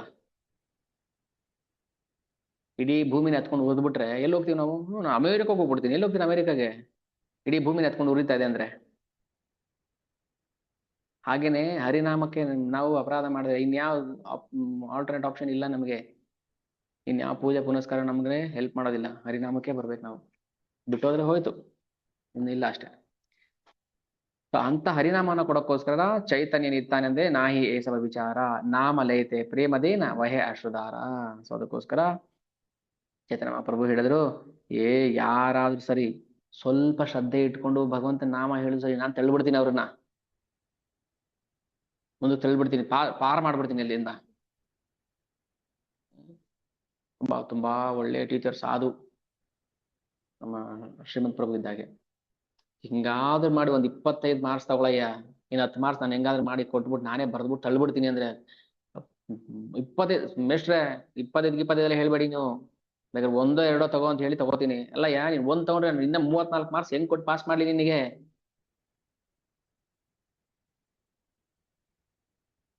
ಅಟ್ಲೀಸ್ಟ್ ಒಂದ್ 5 ಆದ್ರೂ ತಗೋ ಹೋಗ್ಲಿ ಚೌಕಾಸಿ, ಒಂದ್ 5 ಮಾರ್ಕ್ಸ್ ಆದ್ರೂ ತಗೊಳಯ್ಯ, ಇನ್ 30 ನಾನು ಕೊಡ್ತೀನಿ ಬಕ್ಷಿಸ್. ಹಾ ಸರಿ ಸರಿ. ಅಲ್ಪ ಸ್ವಲ್ಪ ಶ್ರದ್ಧೆ ಅಂದ್ರೆ ಭಗವಂತ ನಾಮ ಹೇಳಿದ್ರು ನಾವು ಭಗವಂತ ಕೃಪೆ ಕೊಡ್ತಾರೆ. ಎಷ್ಟು ಅಂತ ಮಾಡಕ್ಕಾಗುತ್ತೆ? ಅಲ್ಲದೆ 1 ರೌಂಡ್ ಮಾಡ್ರಿ ಜಪ, ಬೆಳಿಗ್ಗೆ ಎದ್ದು ಒಂದು ಹರೇ ಕೃಷ್ಣ ಕೃಷ್ಣ ಕೃಷ್ಣ ಹರೇ ಹರೇ, ಹರೇ ರಾಮ ರಾಮ ರಾಮ ಹರೇ ಹರೇ. ಇನ್ನು 15 ರೌಂಡ್ ಪ್ರಭುಪಾದರು ಹಾಕೊಂಡ್ಬಿಡ್ತಾರೆ. ಓಕೆ 16 ರೌಂಡ್ ಮಾಡಿದಾನೆ, ಇವನ್ನ ಕಳಿಸಿ, ಮುಂದಕ್ಕೆ ಕಳಿಸಿ, ಇವನ್ನ ಒಳಗಡೆ ನರಕ ಕಳಿಸ್ಬೇಡಿ, ಇವನ್ನ ಈ ಕಡೆ ಕಳಿಸಿ ಅಂತ. ಅಷ್ಟೂ ಮಾಡ್ಲಿಲ್ಲ ಅಂದ್ರೆ ಮತ್ತೆ ಇನ್ಯಾರು ಬಂದು ಕಾಪಾಡ್ತಾರೆ? ಯಾರು ಬರ್ಬೇಕು? ಪ್ರೈಮ್ ಮಿನಿಸ್ಟರ್ ಬಂದು 0 ತಗೊಂಡವನ್ನ ಪಾಸ್ ಮಾಡಿ ಅಂತ ಹೇಳಂಗಿಲ್ಲ, ಹೇಳಕ್ಕಾಗಲ್ಲ. ಪ್ರೈಮ್ ಮಿನಿಸ್ಟರ್ ಬಂದ್ಬಿಟ್ಟು ಸರ್ ಇವ್ನು 0 ತಗೊಂಡೇನೆ ಪಾಸ್ ಮಾಡಿ, ಹೆಂಗ್ರಿ ಹೇಳ್ತೀರಿ ನೀವು 0 ತಗೊಂಡವನ್ನ ಪಾಸ್ ಮಾಡ್ರಿ ಅಂತ? ಅದಕ್ಕೆ ಹೇಳ್ತಾರೆ ಇಲ್ಲಿ, ನಾಮ ಲಯತೆ ಪ್ರೇಮದೇನ ವಹೆ ಅಶುಧಾರ. ಸ್ವಲ್ಪ ಶ್ರದ್ಧೆಯಿಂದ ಭಗವಂತನ ನಾಮ ಗುಣಗಾನ ಮಾಡಿದ್ರೆ ಅವನ ಎಲ್ಲ ಅಪರಾಧಗಳನ್ನ ಕಳ್ಕೊಂಡ್ಬಿಡ್ತಾನೆ. ಇದಾದ್ಮೇಲೆ ಅವನಿಗೆ ಉನ್ಮಾದ ಬರುತ್ತೆ. ಪ್ರೇಮೋನ್ಮಾದ ಬರುತ್ತೆ, ಪಾಪ ಇರೋ ತನಕ ಅವನಿಗೆ ಕಣ್ಣೀರ್ ಬರೋದಿಲ್ಲ. ಕೀರ್ತನೆ ಮಾಡ್ರಿ, ಅಲ್ಲಾಡಲ್ಲ. ಅವ್ರು ಬಂದು ಕೈ ಕೊಟ್ಕೊಂಡು ನಿಂತ್ಕೊಂಡ್ಬಿಟ್ರೆ, ಓಹ್ ಸ್ವಾಮಿ ಯಾಕೆ ಗುಂಡು ಕಲ್ಲಾಗ್ಬಿಟ್ಟಿದ್ರಿ, ಸ್ವಲ್ಪ ಒಂಚೂರು ಆ ಕಡೆ ಈ ಕಡೆ ಡ್ಯಾನ್ಸ್ ಮಾಡ್ರಿ, ಮೈ ಕುಣಿಸಿ, ಭಗವಂತ ನಾಮ ಹೇಳ್ತಾ ಇದೀರಾ ಕುಣಿಸಿ ಮೈ. ಬೇಜಾರಾಗುತ್ತೆ ನಮಗೆ, ಕಲ್ಲು ಗುಂಡಾಗ್ಬಿಡ್ತೀವಿ ನಾವು ಒಳಗಡೆ. ನೋಡಿ, ಒಂದಿನ ಕೀರ್ತನ್ ಪ್ಲೇ ಮಾಡಿದೆ ಅಲ್ವಾ, ಇದೇ ಕ್ಲಾಸಲ್ಲಿ. ಎಷ್ಟು ಒಳಗಿಂದ ಅದು ನಮ್ಮ ಪಾಪಗಳು ಕಿತ್ಕೊಂಡು ಬರುತ್ತೆ. ಒಂದು ಸ್ವಲ್ಪ ಅಲ್ಪ ಸ್ವಲ್ಪ ಶ್ರದ್ಧೆಯಿಂದ ನಾವು ಭಗವಂತ ನಾಮವನ್ನು ಜಪ ಮಾಡಿದ್ರು ಕೂಡ ನಮ್ಮ ಪಾಪ ನಾಶ ಆಗುತ್ತೆ. ದಯವಿಟ್ಟು ಮಾಡ್ರಿ, ದಯವಿಟ್ಟು ಮಾಡಿಪ್ಪ, ಹರಿನಾಮ ಜಪ ಮಾಡಿ.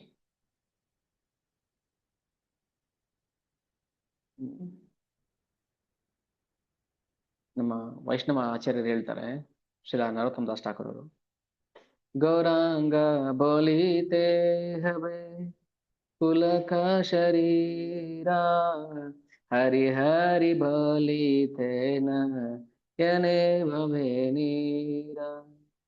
ಅಲ್ಲ, ಗೌರಾಂಗ ಗೌರಾಂಗ ಅಂತ ಹೇಳ್ತಾ ಇದ್ರೆ ಬಾಡಿ ವೈಬ್ರೇಟ್ ಆಗ್ಬೇಕು. ಪುಲಕ ಶರೀರ, ಹರಿ ಹರಿ ಬೋಲಿತೆ, ಹರಿ ಹರಿ ಅಂತ ಹೇಳಿದ್ರೆ ಕಣ್ಣಲ್ಲಿ ನೀರು ಬರ್ಬೇಕು. ಎಲ್ಲಿ ಬರುತ್ತೆ ನಮಗೆ?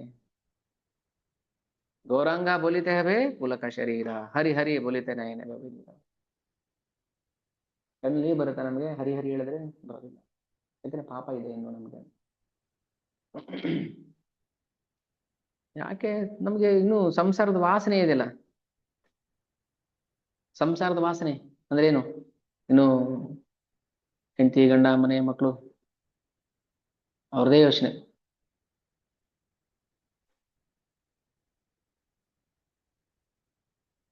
ವಾಸ್ತವ ಸತ್ಯ, ನಾವೆಲ್ಲ ನೋಡ್ತಾ ಇರೋಂಥದ್ದೇ ತಾನೆ, ಏನು ಊಹೆ ಮಾಡಿ ಹೇಳೋಕೆ ಏನಿಲ್ಲ ಇದೆ. ನಾವು ನೋಡೋದು ಕಣ್ಣಾರೆ ನೋಡ್ತಾ ಇರೋದನ್ನೇ ಹೇಳ್ತಾ ಇರೋದು ಅಷ್ಟೇನೆ. ಸಂಸಾರದ ವಾಸನೆ ಇರೋದ್ರಿಂದ ನಮಗಿನ್ನು ಭಕ್ತಿ ಮಾಡಕ್ ಆಗ್ತಾ ಇಲ್ಲ, ಆಗೋದು ಇಲ್ಲ ಬಿಡಿ.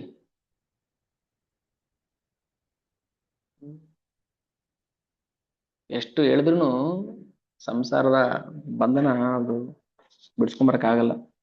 ಅದಕ್ಕೆ ಮೊದಲು ನಾವು ಚೆನ್ನಾಗಿ ಪಂಚತತ್ವ ಮಂತ್ರವನ್ನೇ ಹಾಡ್ಬೇಕು, ಆಮೇಲೆ ಹರೇ ಕೃಷ್ಣ ಮಂತ್ರ ಹಾಡ್ತಾ ಹಾಡ್ತಾ ಹಾಡ್ತಾ ನಮ್ಮೆಲ್ಲ ಪಾಪಗಳು ಖಂಡಿತ ನಾಶ ಆಗುತ್ತೆ.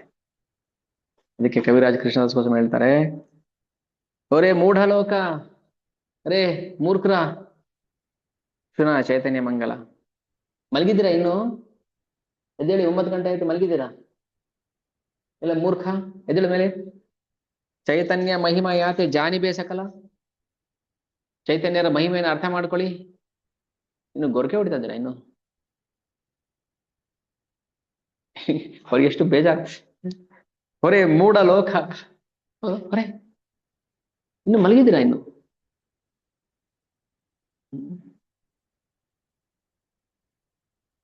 ಮತ್ತೆ ಯಾವಾಗ ನಿಮ್ಗೆ ಎಚ್ಚರ ಆಗೋದು? ಭಗವಂತನ ಗುಣಗಾನ ಮಾಡಿದೆ ಯಾವಾಗ? ಅಯ್ಯೋ, ಎಲ್ಲ ಕಮಿಟ್ಮೆಂಟ್ ಎಲ್ಲ ಮುಗಿದಿ, ಲೋನ್ ಗೀನ್ ಎಲ್ಲ ಕ್ಲಿಯರ್ ಆಗಿ ಎಲ್ಲ ಆದ್ಮೇಲೆ ಆಮೇಲೆ ನೋಡೋಣ ಟೈಮ್ ಇದ್ರೆ, ಇದು ತಾನೆ ಉಡಾಫೆ ಮಾತು. ಅದಕ್ಕೆ ಮೂಢ ಅಂತ ಹೇಳೋದು ಅವ್ರಿಗೆ.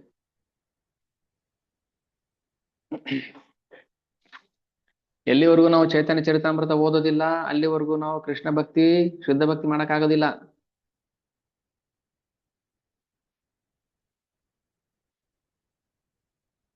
ಅಷ್ಟೇ. ಸುಮ್ಮನೆ ಮಣಿ ತಿರ್ಗಿಸೋದ್ರಿಂದನೂ ಕೂಡ ಪ್ರಯೋಜನ ಹೇಳಿದ್ದಾರೆ. ಮತ್ತೆ ಸುಮ್ಮನೆ ಮಣಿ ತಿರ್ಗಿಸಿನ ಅದನ್ನ ಅರೌಂಡ್ ಮಾಡ್ಬಿಟ್ರೆ ಮುಗ್ದೋಯ್ತು, ಇವತ್ತು ನನ್ ಜನ್ಮ ಸಾರ್ಥಕ ಆಯ್ತು. ಅಲ್ಲ, ಯಾವ ಭಾವದಲ್ಲಿ ಮಾಡ್ಬೇಕು ಅದು ಮುಖ್ಯ. ಭಾವ ಹೇಗೆ ಭಾವನ ಅರ್ಥ ಮಾಡಿಸೋದು ನಾವು? ಭಾವನೆನ ಅರ್ಥ ಮಾಡಿಸೋದು ಹೇಗೆ? ಈಗ ನಮ್ ಭಾವನೆ ಹೇಗೆ ಅರ್ಥ ಆಗುತ್ತೆ ಇವಾಗ? ನಿಮ್ ಭಾವನೆ ನನಗೆ ಹೆಂಗ ಅರ್ಥ ಆಗುತ್ತೆ? ನಾನು ಏನ್ ಮಾಡ್ತಾ ಇದೀನಿ ಕಣ್ಣು ಕಾಣಿಸುತ್ತೆ ಅಷ್ಟೇ. ಧರ್ಮವ್ಯಾಧ ಇದ್ದ ಮಹಾಭಾರತದಲ್ಲಿ, ಧರ್ಮವ್ಯಾಧ ಏನ್ ಮಾಡ್ತಾ ಇದ್ದ? ಮಾಂಸ ಕಟ್ ಮಾಡ್ತಾ ಇದ್ದ. ಅದ್ರೊಂದು ಧರ್ಮವ್ಯಾಧ, ಒಳಗಡೆ ಧರ್ಮ ಇತ್ತು. ನಮ್ಗೆ ಕಾಣಿಸ್ತಾ ಇತ್ತಾ? ಧರ್ಮ ಕಾಣಿಸುತ್ತಾ? ಇಲ್ಲ, ನಮ್ಮ ಮಾಡೋ ಕರ್ಮ ಅಷ್ಟೇ ಕಾಣಿಸುತ್ತೆ. ಓ ನೋಡ್ರಿ, ಮಾಂಸ ಕಟ್ ಮಾಡ್ತಾ ಇದ್ದಾನೆ, ಅವ್ನು ಪಾಪಿ. ಅದಂಗೆ ಹೇಳ್ತೀವಿ ನಾವು ಪಾಪಿ ಅಂತ?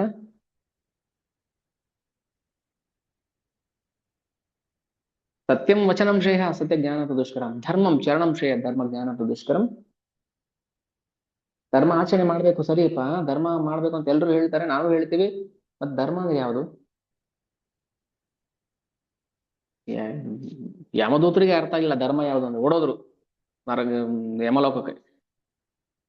ಯಜಮಾನ್ರೆ ವಿಷ್ಣುದೂತರು ಬಂದು ಧರ್ಮ ಏನು ಅಂತ ಕೇಳ್ಬಿಟ್ರು, ಏನ್ ಹೇಳ್ಬೇಕು ಧರ್ಮ ಅಂದ್ರೆ ಏನು ಅಂತ. ಅವ್ರಿಗೆ ಗೊತ್ತಾಗ್ಲಿಲ್ಲ. ಯಾಕೆ? ಧರ್ಮ ಅಂತ ಸಾಕ್ಷಾತ್ ಭಗವತ್ ಪ್ರಣೀತಂ. ಧರ್ಮ ಸಾಕ್ಷಾತ್ ಭಗವಂತನೇ ಮಾಡಿರೋದು, ನಮ್ಗೆ ಅರ್ಥ ಆಗೋದಿಲ್ಲ. ಅದು ಭಗವಂತನ ಸಿಲೆಬಸ್ ಅದು. ಇದು ನಮ್ಮ ಗೌರ್ಮೆಂಟ್ ಸಿಲೆಬಸ್ ಅಲ್ಲ, ಅದು ಭಗವಂತನ ಸಿಲೆಬಸ್. ಹೆಂಗ ಅರ್ಥ ಆಗುತ್ತೆ ನಮಗೆ? ಅದಕ್ಕೆ ಭಗವದ್ಗೀತೆ ಕೊಟ್ರೆ ನಮ್ಗೆಲ್ಲ ಅರ್ಥ ಆಗಲ್ರಿ ಇದು ಅಂತ. ಹೌದು, ಅರ್ಥ ಆಗಲ್ಲ. ಯಾಕೆಂದ್ರೆ ಭಗವಂತನ ಸಿಲೆಬಸ್ ಇದೆ. ಅರ್ಥ ಮಾಡ್ಕೋಬೇಕು. ಗುರು ಹತ್ರ ಹೋಗಿ, ಅದಕ್ಕೆ ಓಡೋಗಿ ಗುರು ಹತ್ರ. ಗುರು ಮಹಾರಾಜ್ ಈ ಶ್ಲೋಕ ಏನ್ ಹೇಳ್ತಾರೆ? ಆ, ಪುಣ್ಯ ಕರ್ಮಣಾಮ ಅಂತ ಹೇಳ್ಬಿಟ್ರು. ಏನ್ ಪುಣ್ಯ ಕರ್ಮ ಅಂದ್ರೆ? ಹೋಗಿ ಕೇಳಿ, ಅವ್ರು ಹೇಳ್ತಾರೆ. Chant Hare Krishna and be happy, ಇದೇ ಪುಣ್ಯ ಕಾರ್ಯ.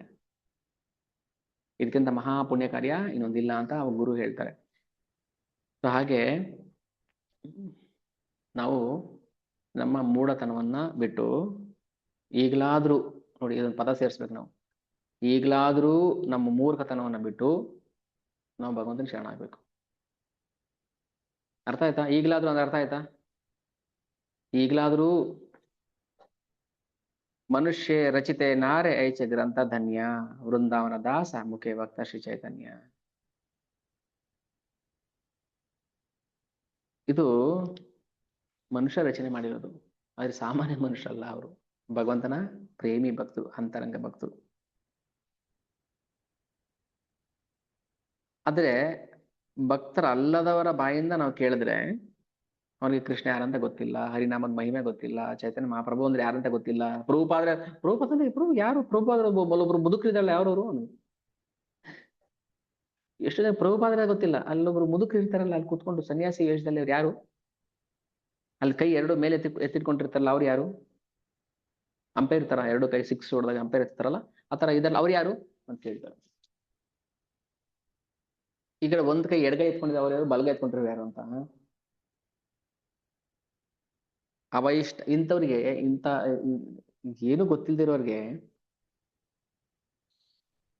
ಹೇಗೆ ಅರ್ಥ ಮಾಡಿಸ್ಬೇಕು? ಈಗ ಓಕೆ ಬಿಡಿ, ಪ್ರಭುಪಾದ ಗೊತ್ತಿಲ್ಲ, ಮಹಾಪ್ರಭು ಕೃಷ್ಣ ಯಾರಂದ್ರೆ ಗೊತ್ತಿಲ್ಲ ನಮ್ಗೆ. ಕೆಲವ್ರು ಏನ್ ಮಾಡ್ತಾರೆ, ಭಕ್ತರು ಅಲ್ಲದವರು, ಕೃಷ್ಣ ಒಬ್ಬ ಹಾಗೆ ರೀ, ಅವನು ನಮ್ಮ ಹಾಗೆ ಮನುಷ್ಯ.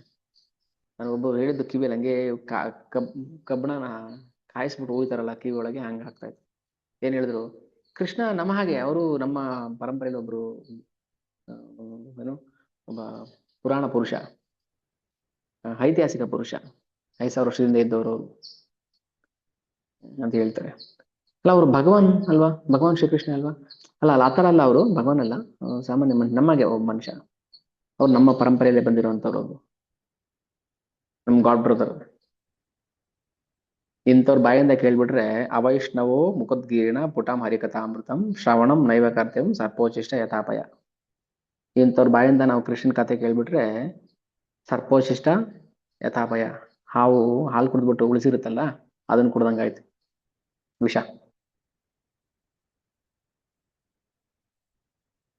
ಅದಕ್ಕೆ ಪರಂಪರೆಯಿಂದ ಬಂದಿರೋ ಜ್ಞಾನವನ್ನೇ ನಾವು ಹೇಳಬೇಕು, ಕಟ್ಟುಕತೆ ಎಲ್ಲ ಸೇರಿಸಿ ಹೇಳಬಾರ್ದು. ಅದಕ್ಕೆ ಏನ್ ಮಾಡ್ಬೇಕಂದ್ರೆ, ಇನ್ಸ್ಟಾಗ್ರಾಮ್ ಫೇಸ್ಬುಕ್ ಅಲ್ಲಿ ಬರುವಂತ ಈ ತರ ಏನೇನೋ ಬರುತ್ತಲ್ಲ, ಅದನ್ನೆಲ್ಲ ಓದಬಾರ್ದು. ಅದ್ರಲ್ಲಿ ಭಕ್ತರು ಹಾಕಿರ್ತಾರೆ, ಅದನ್ನ ಬಿಡಿ ಅಂತೆಲ್ಲ ಹೇಳ್ತಾ ಇರೋದು. ಪರಂಪರೆಯಿಂದ ಬಂದಿರುವಂತದ್ದನ್ನ, ಅಥರೈಸ್ಡ್ ಅಧಿಕೃತವಾಗಿರುವಂತದ್ದನ್ನ ನಾವು ಓದ್ಬೇಕೆ ಹೊರತು ಸುಮ್ನೆ ಮನೋರಂಜನೆಗೋಸ್ಕರ ಮಾಡೋದನ್ನ ನಾವು ಕೇಳಬಾರ್ದು. ಇಲ್ಲಾಂದ್ರೆ ಸರ್ಪೋಚಿಷ್ಟಂ ಯಥಾಪಯ.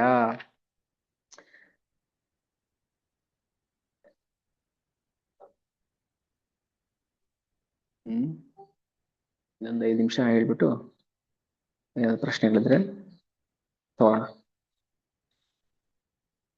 ಅದಕ್ಕೆ ಕವಿರಾಜ ಕೃಷ್ಣದಾಸ್ ಗೋಸ್ವಾಮಿ ಹೇಳ್ತಾರೆ, ಅಪ್ಪ ದಯವಿಟ್ಟು ನಿಮ್ ಕೈ ಮುಗಿತೀನಿ, ಅತ ಏವ ಭಜ ಲೋಕ ಚೈತನ್ಯ ನಿತ್ಯಾನಂದ, ಖಂಡಿಬೆ ಸಂಸಾರ ದುಃಖ ಪಾವೆ ಪ್ರೇಮಾನಂದ. ದಯವಿಟ್ಟು ನನ್ನ ಒಂದು ಕಳಕಳಿಯ ಪ್ರಾರ್ಥನೆ ಏನಪ್ಪಾ, ಚೈತನ್ಯ ಮಹಾಪ್ರಭುಗಳು ಕೊಟ್ಟಿರುವಂತಹ ಭಕ್ತಿ ಸೇವಾ ಮಾರ್ಗವನ್ನ ದಯವಿಟ್ಟು ಪಾಲಿಸಿ. ಅಂತಿಮವಾಗಿ ಭಗವಂತನ ಪ್ರೇಮ ಸೇವೆಯನ್ನ ಗಳಿಸಿ. ಇದೇ ನನ್ನ ಕೊನೆಯ ಕಳಕಳಿಯ ಪ್ರಾರ್ಥನೆ, ಏಕೈಕ ಪ್ರಾರ್ಥನೆ. ಮಹಾಪ್ರಭು ಚೈತನ್ಯ ಮಹಾಪ್ರಭು ಬಂದಿದ್ದು ಹರಿನಾಮವನ್ನ ಸಂಕೀರ್ತನೆ ಮಾಡೋದಕ್ಕೆ.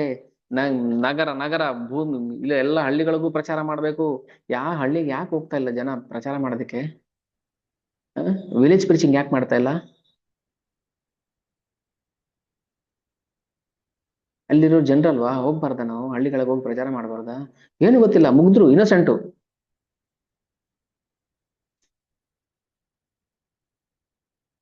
ಪಾಪ ಅವ್ರು ಏನ್ ಕೊಟ್ರು ಅದು ದೇವ್ರಂತ ಪೂಜೆ ಒಂದ್ ಕಲ್ಲಿಟ್ಬಿಟ್ಟು ಅದಕ್ಕೊಂದು ಅರ್ಶನ ಕುಂಕುಮ ಹಚ್ಬಿಟ್ರೆ ಅದೇ ದೇವ್ರು ಅವ್ರಿಗೆ. ಅಷ್ಟು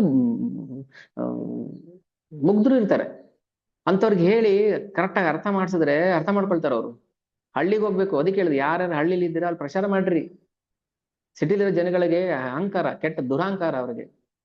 ನೀನ್ ಊಟಕ್ಕೆ ಮುಂಚೆನೆ ಓದಿದ್ದೆ, ಈ ತರ ಅಲ್ಲ.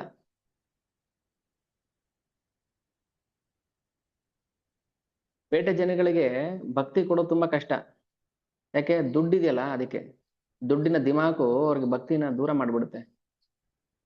ಹಳ್ಳಿ ಜನಗಳಿಗೆ ಏನಿಲ್ಲ, ಅಯ್ಯೋ ಏನಪ್ಪಾ ಮಳೆ ಬರ್ತಾ ಇಲ್ವಾ, ಹರೇ ಕೃಷ್ಣ ಮಂತ್ರ ಹೇಳ್ರಿ ಬರುತ್ತೆ. ಏನಾದ್ರೂ ಮಾಡಿ ಅವ್ರ ಬಾಯಲ್ಲಿ ಹರೇ ಕೃಷ್ಣ ಮಂತ್ರ ಹೇಳಿಸ್ಬೋದು. ನಾವು ಸಿಟಿ ಜನಗಳಿಗೆ ಆಗಲ್ಲ.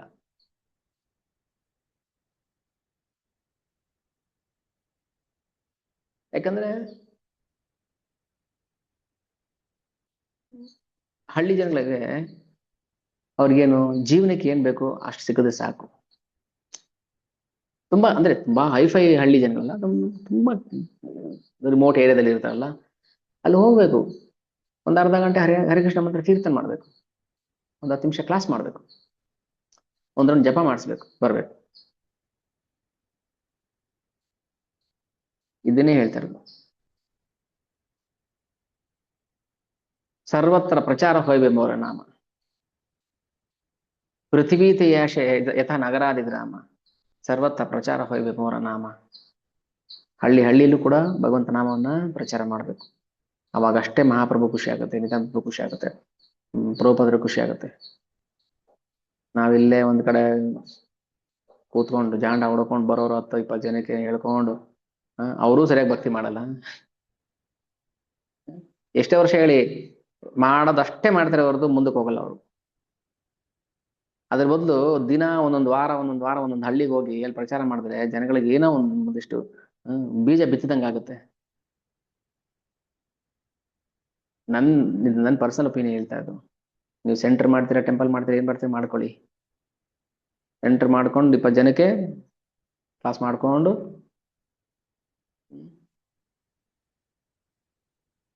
ಏನು ಅರ್ಥ ಆಯ್ತು, ಏನು ಅರ್ಥ ಆಗಿಲ್ಲ ಅಂತ ಅದೊಂದು ಕೊನೆಯಲ್ಲಿ ಒಂದು ಉತ್ತರ ಸಿಗುತ್ತೆ. ಏನು ಅರ್ಥ ಆಗಿಲ್ಲ, ಮತ್ತೆ ಏನು ಅರ್ಥ ಆಗಿದ್ಮೇಲೆ ಏನಕ್ಕೆ ಮತ್ತೆ ಶ್ರವಣ ಮಾಡ್ಬೇಕು? ಏನಾದ್ರು ಅರ್ಥ ಆಗಲಿ ಅಂತ ತಾನೇ ಶ್ರವಣ ಮಾಡ್ಬೇಕು. ಇಲ್ಲ ಹಳ್ಳಿ ಜನಗಳಿಗೆ ನಮ್ಗೆ ಏನ್ ವ್ಯತ್ಯಾಸ? ಅವ್ರಿಗೆ ಏನು ಗೊತ್ತೇ ಇಲ್ಲ ಪಾಪ. ಅವ್ರಿಗೆ ಏನೋ ಚೈತನ್ಯ ಪಾಪ ಎಲ್ಲ ಗೊತ್ತಿಲ್ಲ ರೀ ನಮ್ಗೆ. ಏನ್ ಮಾಡ್ಬೇಕು ಹೇಳಿ? ಚಾಂಟಿಂಗ್ ಮಾಡಿ ಒಂದ್ ರೌಂಡ್ ಹರೇ ಕೃಷ್ಣ ಅಂತ ಹೇಳ್ರಿ ಸಾಕು. ದಿನ ಬೆಳಗಾತ ಎದ್ದು ಕೃಷ್ಣ ರಾಮ ಅಂತ ಹೇಳಿ ಸಾಕು. ಇದೇ ಸೂತ್ರ.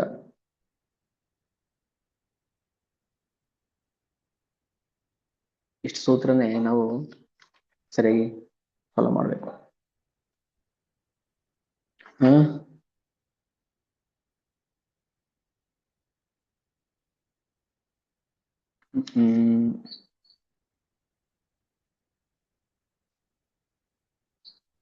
ತುಂಬಾ ವಿಚಾರಗಳಿದೆ ಇಲ್ಲಿ. ಯಾರ್ಯಾರು ಆ ಭಗವಂತನ ಅಂದ್ರೆ ಚೈತನ್ಯ ಮಹಾಪ್ರಭುಗಳ ಸಂಕೀರ್ತನ ಆಂದೋಲನಕ್ಕೆ ಸಹಾಯ ಮಾಡಿದ್ರು, ಅವ್ರ ಹೆಸರುಗಳು ಅವ್ರದ್ದು ಪರಂಪರೆ ಎಲ್ಲ ಕೊಟ್ಟಿದ್ದಾರೆ ಇಲ್ಲಿ. ಅವರೆಲ್ಲ ಹಿಂದೆ ಆ ದ್ವಾಪರದಲ್ಲಿ ಏನೇನಾಗಿದ್ರು ಒಂದಿನ ಅದನ್ನ ನಾಳೆ ಯಾವಾಗಾದ್ರೂ ಅದನ್ನ ಹೇಳೋಣ. ದ್ವಾಪರದಲ್ಲಿ ಕೃಷ್ಣ ಲೀಲೆಯಲ್ಲಿ ಇವರೆಲ್ಲ ಏನಾಗಿದ್ರು, ಅವರೇ ಕಲಿಯುಗದಲ್ಲಿ ಚೈತನ್ಯ ಲೀಲೆಯಲ್ಲಿ ಏನಾಗಿ ಬಂದಿದ್ದಾರೆ ಅನ್ನೋದನ್ನ ನಾವು ಗೌರ ಗಣದೇಶ ದೀಪಿಕದಲ್ಲಿ ಅದನ್ನ ಯಾರು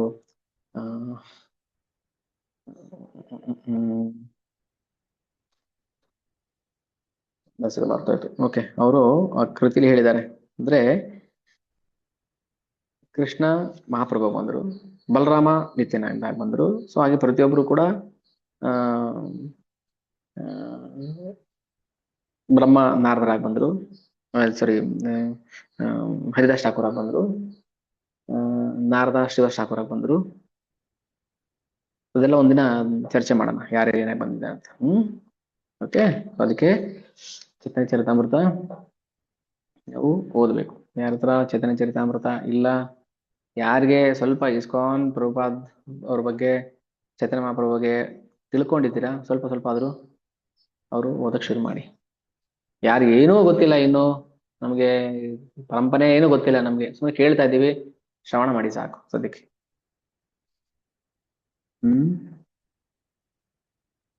ಏನ್ ಹೇಳ್ತಾರೆ, ಇನ್ನೊಂದೆರಡು ಹೇಳ್ಬಿಡ್ತೀನಿ ಇಲ್ಲಿ. ಒಂದಿನ ಕವಿರಾಜ ಕೃಷ್ಣದಾಸ್ ಗೋಸ್ವಾಮಿ ಅವರು ಯೋಚನೆ ಮಾಡ್ತಾ ಕೂತಿದ್ರು. ಅಲ್ಲ, ನಾನು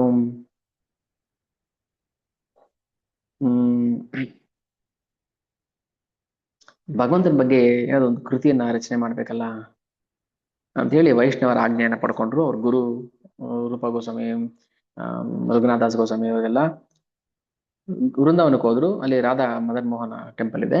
ಅಲ್ಲಿ ಹೋದ್ಮೇಲೆ ಅಲ್ಲಿ ಕವಿರಾಜ ಕೃಷ್ಣ ಗೋಸ್ವಾಮಿಯವರು ಸೇವೆ ಮಾಡ್ತಾ ಇದ್ರು ಟೆಂಪಲ್ ಅಲ್ಲಿ. ಹೋಗಿ ದೇವರನ್ನ ಪ್ರಾರ್ಥನೆ ಮಾಡ್ಕೊಂಡ್ರು, ಭಗವಂತನ ಪ್ರಾರ್ಥನೆ ಮಾಡ್ಕೊಂಡ್ರು. ಭಗವಂತನ ಕೊರಳಲ್ಲಿದ್ದ ಹಾರ ಪುಷ್ಪಮಾಲೆ ಜಾರಿ ಕೆಳಗ್ ಬಿತ್ತು. ಆಗ ಅದು ಭಗವಂತನ ಕೃಪೆ, ಅನುಗ್ರಹ ಆಯ್ತು. ರಚನೆ ಮಾಡಕ್ಕೆ ಶುರು ಮಾಡಿದ್ರು. ಹರಿಬೋಲ್ ಹರಿಬೋಲ್. ಮನ್ಸಲ್ಲಿ ಆಸೆ ಪಟ್ರು ಭಗವಂತನ ಗುಣಗಾನ ಮಾಡ್ಬೇಕು ಅಂತ ಮನ್ಸಲ್ಲಿ ಆಸೆ ಪಡ್ಬೇಕು ಅಷ್ಟೇನೆ. ನೋಡಿ, ನಮ್ಗೆ ಶಕ್ತಿ ಇಲ್ಲ, ನಮ್ಗೆ ಏನ್ ಮಾಡಕ್ಕೂ ಶಕ್ತಿ ಇಲ್ಲ, ಆಸೆ ಪಡ್ಬೇಕು ನಾವು. ಈಗ ನಾನು ಎಷ್ಟೆಷ್ಟೋ ನನ್ನ ಟೆಂಪಲ್ ಅಲ್ಲೂ ಅಷ್ಟೇನೆ ಕೆಲವು ಸೀನಿಯರ್ ಡಿವೋಟಿ ಹತ್ರ, ಗುರೂಜಿ ನಾವ್ ಯಾಕೆ ರೂರಲ್ ಪ್ರೀಚಿಂಗ್ ಮಾಡಬಾರ್ದು, ವಿಲೇಜ್ ಪ್ರೀಚಿಂಗ್ ಮಾಡಬಾರ್ದು? ಒಂದು 3 ವರ್ಷದಿಂದ ನಾವು ನಮ್ಮ ಡಿವೋಟೀಸ್ ಎಲ್ಲ ಸೇರಿ ಈ ರಾಮನಗರ, ಮಾಗಡಿ ಈ ಕಡೆ ಎಲ್ಲ ವಿಲೇಜ್ ಪ್ರೀಚಿಂಗ್ ಮಾಡ್ತಾ ಇದ್ವಿ. ಆಮೇಲೆ ನಿಂತೋಯ್ತು. ಆಮೇಲೆ ಯಾಕಂದ್ರೆ ಟ್ರಾವೆಲಿಂಗ್ ಕನ್ಸ್ಟೆಂಟ್, ತುಂಬಾ ದೂರ. ಸ್ವಲ್ಪ ಒಂದು ಚೂರ್ ಪಾಸಿಟಿವ್ ಆಗಿ ನಾವು ಅಂದ್ರೆ ಸ್ವಲ್ಪ ಬೆಂಬಲ ಸಿಕ್ಕಿದ್ರೆ, ನಾನು ಅದಕ್ಕೆ ಹೇಳ್ತೇನೆ, ವಿಲೇಜ್ ಪ್ರೀಚಿಂಗ್ ನಿಮ್ಮ ಊರಲ್ಲಿ ಯಾರಾದ್ರೂ ಏನು ಹೇಳೋದು ಯಾವ್ದು ಏನು ಫಾಲೋ ಮಾಡಲ್ಲ. ಒಂದ್ ಕಡೆ ಆ ಕಡೆ ಒಂದು ರೆಸ್ಪಾನ್ಸೇ ಬರಲ್ಲ, ಸುಮ್ಮನೆ ಈ ಕಡೆ ಹೋಗುತ್ತೆ ಅಷ್ಟೇ, ಆ ಕಡೆ ಏನು ಬರೋದಿಲ್ಲ. ಒಂದು ಮಾಡೋಣ ಹಾಗೆ ಹೀಗೆ ಅಂತ. ಯಾರೋ ಒಂದ್ 3-4 ಜನ ನಮ್ಮೂರಲ್ಲಿ ಬಂದ್ ಮಾಡಿ, ನಮ್ಮೂರ್ಗ್ ಬಂದ್ ಮಾಡಿ ಅಂತ ಹೇಳಿದ್ರು. ಒಂದೊಂದ್ ದಿನ ಹೋಗಿ ಮಾಡಿದ್ವಿ. ಅದನ್ನ ಟೆಂಪಲ್ ಹೇಳಿದ್ವಿ, ಮಾಡ್ಬೋದಲ್ಲ, ಯಾಕೆ ವಿಲೇಜ್ ಪ್ರೀಚಿಂಗ್ ಮಾಡ್ಬೋದು, ಸಿಟಿಯವ್ರಿಗೆ ಮಾತ್ರ ಯಾಕೆ ಮಾಡ್ಬೇಕು? ಅಲ್ಲೊಂದು ಯಾವ್ದೋ ಒಂದು ಮನೆ ಅಲ್ಲಿ ದೊಣ್ಣದ ಕೊಟ್ಟಿಗೆ ಇರ್ಲಿ ಪರವಾಗಿಲ್ಲ, ದನದ ಕೊಟ್ಟಿಗೆ ಕೂತ್ಕೊಂಡು ಒಂದ್ ಅರ್ಧ ಗಂಟೆ ಕೀರ್ತನೆ ಮಾಡಿ ಒಂದು ಕ್ಲಾಸ್ ಕೊಟ್ಬಿಟ್ಟು ಯಾಕೆ ಹೋಗ್ಬಾರ್ದು ಅನಿಸ್ತು. ಅಲ್ಲಿರೋ ಜನಗಳಿಗೆ ಒಂಚೂರು ಬೀಜ ಬಿತ್ತಿದ್ರೆ ಇವತ್ತಲ್ಲ ನಾಳೆ ಅಲ್ಲೋ ಭಕ್ತರು ಉಟ್ಕೋತಾರೆ, ಅಲ್ಲೂ ಒಂದು ಟೆಂಪಲ್ ಮಾಡ್ತಾರೆ, ಒಂದು ಸೆಂಟರ್ ಮಾಡ್ತಾರೆ. ಎಲ್ಲ ಕಡೆ ಇದು ಒಬ್ರು ಮಾಡುವಂತ ಕೆಲಸ ಅಲ್ಲ ಇದು. ಅಯ್ಯೋ ಅವ್ರು ಮಾಡ್ತಾರೆ, ಮಾಡ್ಕೊಳ್ಳಿ, ನಮ್ಗೇನು ಅಲ್ಲ. ಪ್ರತಿಯೊಬ್ಬರು ಕೈ ಜೋಡಿಸ್ಬೇಕು ಇದರಲ್ಲಿ. ವಿಲೇಜ್ ಪ್ರೀಚಿಂಗು ತುಂಬಾ ಎಫೆಕ್ಟಿವ್ ಆಗಿರುತ್ತೆ, ಮಾಡಬೇಕು. ಇಲ್ಲಿ ಸಿಟಿಲಿ ಏನ್ ಬಂದ್ರೆ ಕಾಂಪಿಟೇಷನ್. ನಮ್ ಸೆಂಟ್ರಿಗೆ ಇಷ್ಟು ಜನ ಬರ್ತಾರೆ, ನಿಮ್ ಸೆಂಟ್ರಿಗೆ ಎಷ್ಟು ಜನ ಬರ್ತಾರೆ, ನಮ್ ಸೆಂಟ್ರಲ್ಲಿ ಇಷ್ಟು ಗ್ರಾಂಡ್ ಆಗಿ ಮಾಡಿದ್ವಿ. ಹಳ್ಳಿ ಕಡೆ ಅದು ಕಾಂಪಿಟೇಷನ್ ಇರೋದಿಲ್ಲ ಅಲ್ವಾ?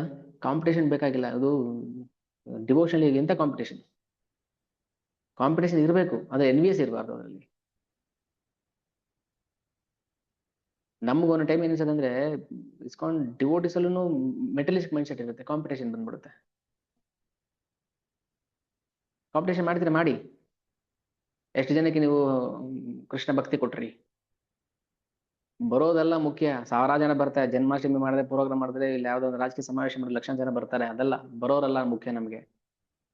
ಎಷ್ಟು ಜನಕ್ಕೆ ಭಕ್ತಿ ಬಂತು. ನಾನು ಅದಕ್ಕೆ ಯಾಕೆ ಮುಂಚೆ ಅಂದ್ರೆ ಬಂದವರೆಲ್ಲ ಸೇರ್ಸ್ಕೊಂಡ್ಬಿಡ್ತಾ ಇದ್ವಿ, ಬರ್ರಿ ಬರ್ರಿ ಯಾರು ಬರ್ತಾರೆ ಬನ್ನಿ.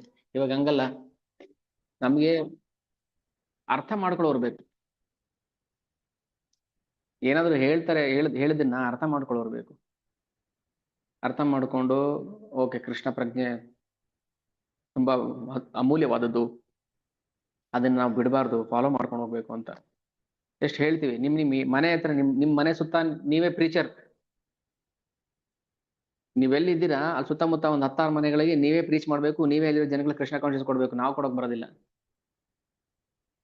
ಈಗ ನಮ್ ಸೆಂಟರ್ಗೆ ಎಲ್ಲ ಕಡೆಯಿಂದ ಬರ್ತಾರೆ, ಹೊಸಕೋಟೆ ಸರೌಂಡಿಂಗ್ ಎಲ್ಲ ಕಡೆಯಿಂದ ಬರ್ತಾರೆ.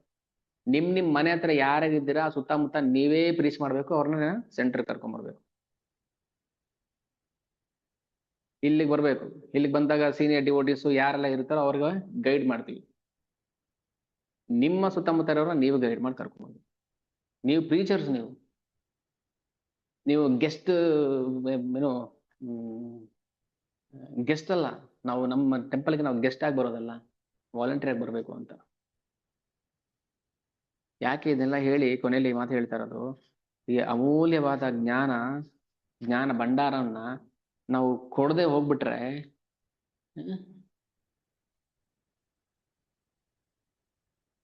ಏನು ಸಾವಿನ ಸಮಯದ ಬಂದಿರೋ, ಈಗ ವಯಸ್ಸಾಗಿ ಇನ್ನೇನ್ ಪ್ರಾಣ ಹೋಗ್ಬೇಕು ಅನ್ನೋ ಒಂದು ಅಜ್ಜಿ, ಅಯ್ಯೋ ನಂದು ಹಳೇ ಕಾಸಿನ ಸರ ನಿನಗೆ, ನಂದು ಹಳೇ ಚಿನ್ನದ ಡಾಬು ನಿನಗೆ ಅಂತ ಕೊಟ್ಬಿಟ್ಟು ಹೋಗ್ಬಿಡ್ತಾರಲ್ವಾ. ಅದೇ ತರ ನಾವ್ ಯಾಕೆ ಜ್ಞಾನವನ್ನ ಕೊಡಬಾರ್ದು, ರತ್ನ ಭಂಡಾರವನ್ನ ಕೊಡಬಾರ್ದು? ಕಾಸಿನ ಸರ ಚಿನ್ನದ ಡಾಬಾ ಆದ್ರೆ ಬೇಕು, ಭಾಗವತ ಚರಿತ್ರೆ ಚರಿತಾಮೃತ ಬೇಡ. ಹೌದಲ್ಲ? ನಾನ್ ಸತ್ಮೇಲೆ ನನ್ ಚಿನ್ನದ ಒಡವೆ ಎಲ್ಲ ನಿನಗೆ. ಅದೇ ಜ್ಞಾನ ಪಡ್ಕೊಂಡಿದ್ರಲ್ಲ ನೀವು, ಮತ್ತೆ ಜ್ಞಾನ ಯಾಕೆ ಕೊಡ್ತಲ್ಲ ನೀವು ಇನ್ನೊಬ್ಬರಿಗೆ? ಯಾಕೆ ಕೊಡ್ತಲ್ಲ ಜ್ಞಾನ? ಪ್ರತಿಯೊಬ್ರು ಮಾಡ್ಬೇಕು, ಪ್ರೀಚಿಂಗ್ ಪ್ರತಿಯೊಬ್ರು ಮಾಡ್ಲೇಬೇಕು. ನಿಮ್ ಸುತ್ತಮುತ್ತ ಇರೋ ಜನಗಳಿಗೆ ಚೈತನ್ಯ ಚರಿತಾಮೃತ ಓಕೆ, ಅದು ಯಾರಿಗೆ ಕೊಡ್ಬೇಕನ್ಸುತ್ತೋ ಅವ್ರು ಮಾತ್ರ ಕೊಡಿ, ಎಲ್ರಿಗೂ ಬೇಡ. ಬಟ್ ಭಾಗವತ ಜ್ಞಾನ ಎಲ್ರಿಗೂ ಕಂಪಲ್ಸರಿ ಕೊಡ್ಲೇಬೇಕು, ಎಲ್ರಿಗೂ ಹೇಳ್ಬೇಕು ಭಾಗವತ. ಓಕೆನಾ? ಮಾಡ್ತೀರಾ? ನನಗೆ ಯಾವ್ದು ಪಾಸಿಟಿವ್ ರೆಸ್ಪಾನ್ಸೇ ಬರಲ್ಲ, ರಿಸಲ್ಟೇ ಬರಲ್ಲ. ಇಲ್ಲ ಗುರೂಜಿ ನಾವು ಮಾಡ್ತಾ ಇದೀವಿ, ನಾವ್ ಇಲ್ಲಿ ಮಾಡ್ತಾ ಇದೀವಿ, ಮಾಡ್ಬೇಕು. ಓಕೆ, ಅಮೂಲ್ಯ, ಇವೆಲ್ಲ ಸಿಗೋದಿಲ್ಲ. ಈ ಜನ್ಮದಲ್ಲಿ ನಾವು ಬಿಟ್ಟಿದ್ರೆ ಇನ್ಯಾವ ಜನ್ಮಕ್ಕೂ ಸಿಗ್ತಿರ್ಲಿಲ್ಲ ಇದು. ಅದಕ್ಕೋಸ್ಕರ ಶ್ರೀಲ ಪ್ರಭುಪಾದರು ಈ ಸಂಸ್ಥೆಯನ್ನ ಕಟ್ಟಿದ್ದು, ಬೆಳೆಸಿದ್ದು. ದಯವಿಟ್ಟು ಇದ್ರ ಬಗ್ಗೆ ಯಾರೇ ಅಗೌರವ ತೋರಿಸಿದ್ರು ಅವ್ರನ್ನ ನಾವು ತಿದ್ದಿ ಬುದ್ಧಿ ಹೇಳಬೇಕು. ಇಸ್ಕಾನ್ ಸರಿ ಇದೆ, ಪ್ರಭುಪಾದರು ಇದನ್ನ ಸೃಷ್ಟಿ ಮಾಡ್ತಿರ್ಲಿಲ್ಲ. ಮಾಡಿ, ಏನು ಪ್ರಭುಪಾದ ಹೇಳಿದರೆ ಆಜ್ಞೆ ಮಾಡಿದ್ದಾರೆ ಅದನ್ನ ನಾವು ಮಾಡ್ಲೇಬೇಕು. ಈಗ ಎಷ್ಟ ಡಿವೋಟಿಸ್ ಮಾಡ್ತಿದ್ದಾರೆ, ಎಲ್ರು ಮಾಡ್ತಾರೆ. ಈಗ ಹೆಸರು ಹೇಳಕ್ಕಾಗಲ್ಲ, ಎಲ್ರು ಮಾಡ್ತಿದ್ದಾರೆ.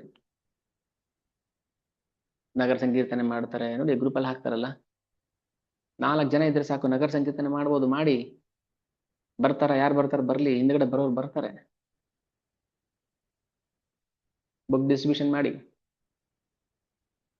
ರಾಮನವಮಿ ದಿನ ಮಾಡಿದ್ರು ಡಿವೋಟಿಸ್, ಎಷ್ಟು ಖುಷಿ ಆಗುತ್ತೆ. ನಿಮ್ಮ ಪ್ರಯತ್ನಕ್ಕೆ ನಮ್ಮ ಸಹಕಾರ ಯಾವಾಗ್ಲೂ ಇರುತ್ತೆ, ಬಟ್ ಪ್ರಯತ್ನ ಮಾಡ್ಬೇಕು, ಸಿನ್ಸಿಯರ್ ಎಫರ್ಟ್ ಹಾಕ್ಬೇಕು. ಓಕೆ, ಸೊ ಅದಕ್ಕೆ ಹೇಳಿದೆ ಚೈತನ್ಯ ಚರಿತಾಮೃತ ನಾವು ಇದ್ರ ಗ್ರಂಥ ಓದಿದಾಗ ನಮ್ಗೆ ರಿಯಲೈಸ್ ಆಗುತ್ತೆ, ಇಲ್ಲಾಂದ್ರೆ ನಾವು ಸುಮ್ಮನೆ ಹಾಗೆ ಲೈಫ್ ನ ತಳ್ಳಿಬಿಡ್ತೀವಿ. ಓಕೆ, ಸೊ ಇಲ್ಲಿಗೆ ನಿಲ್ಸೋಣ. ಏನಾದ್ರು ಪ್ರಶ್ನೆಗಳಿದ್ರೆ ದಯವಿಟ್ಟು ಕೇಳಿ, ಏನಾದ್ರು ನಿಮ್ಮ ಅಭಿಪ್ರಾಯಗಳಿದ್ರೆ ಏನಾದ್ರು ಇದ್ರೆ.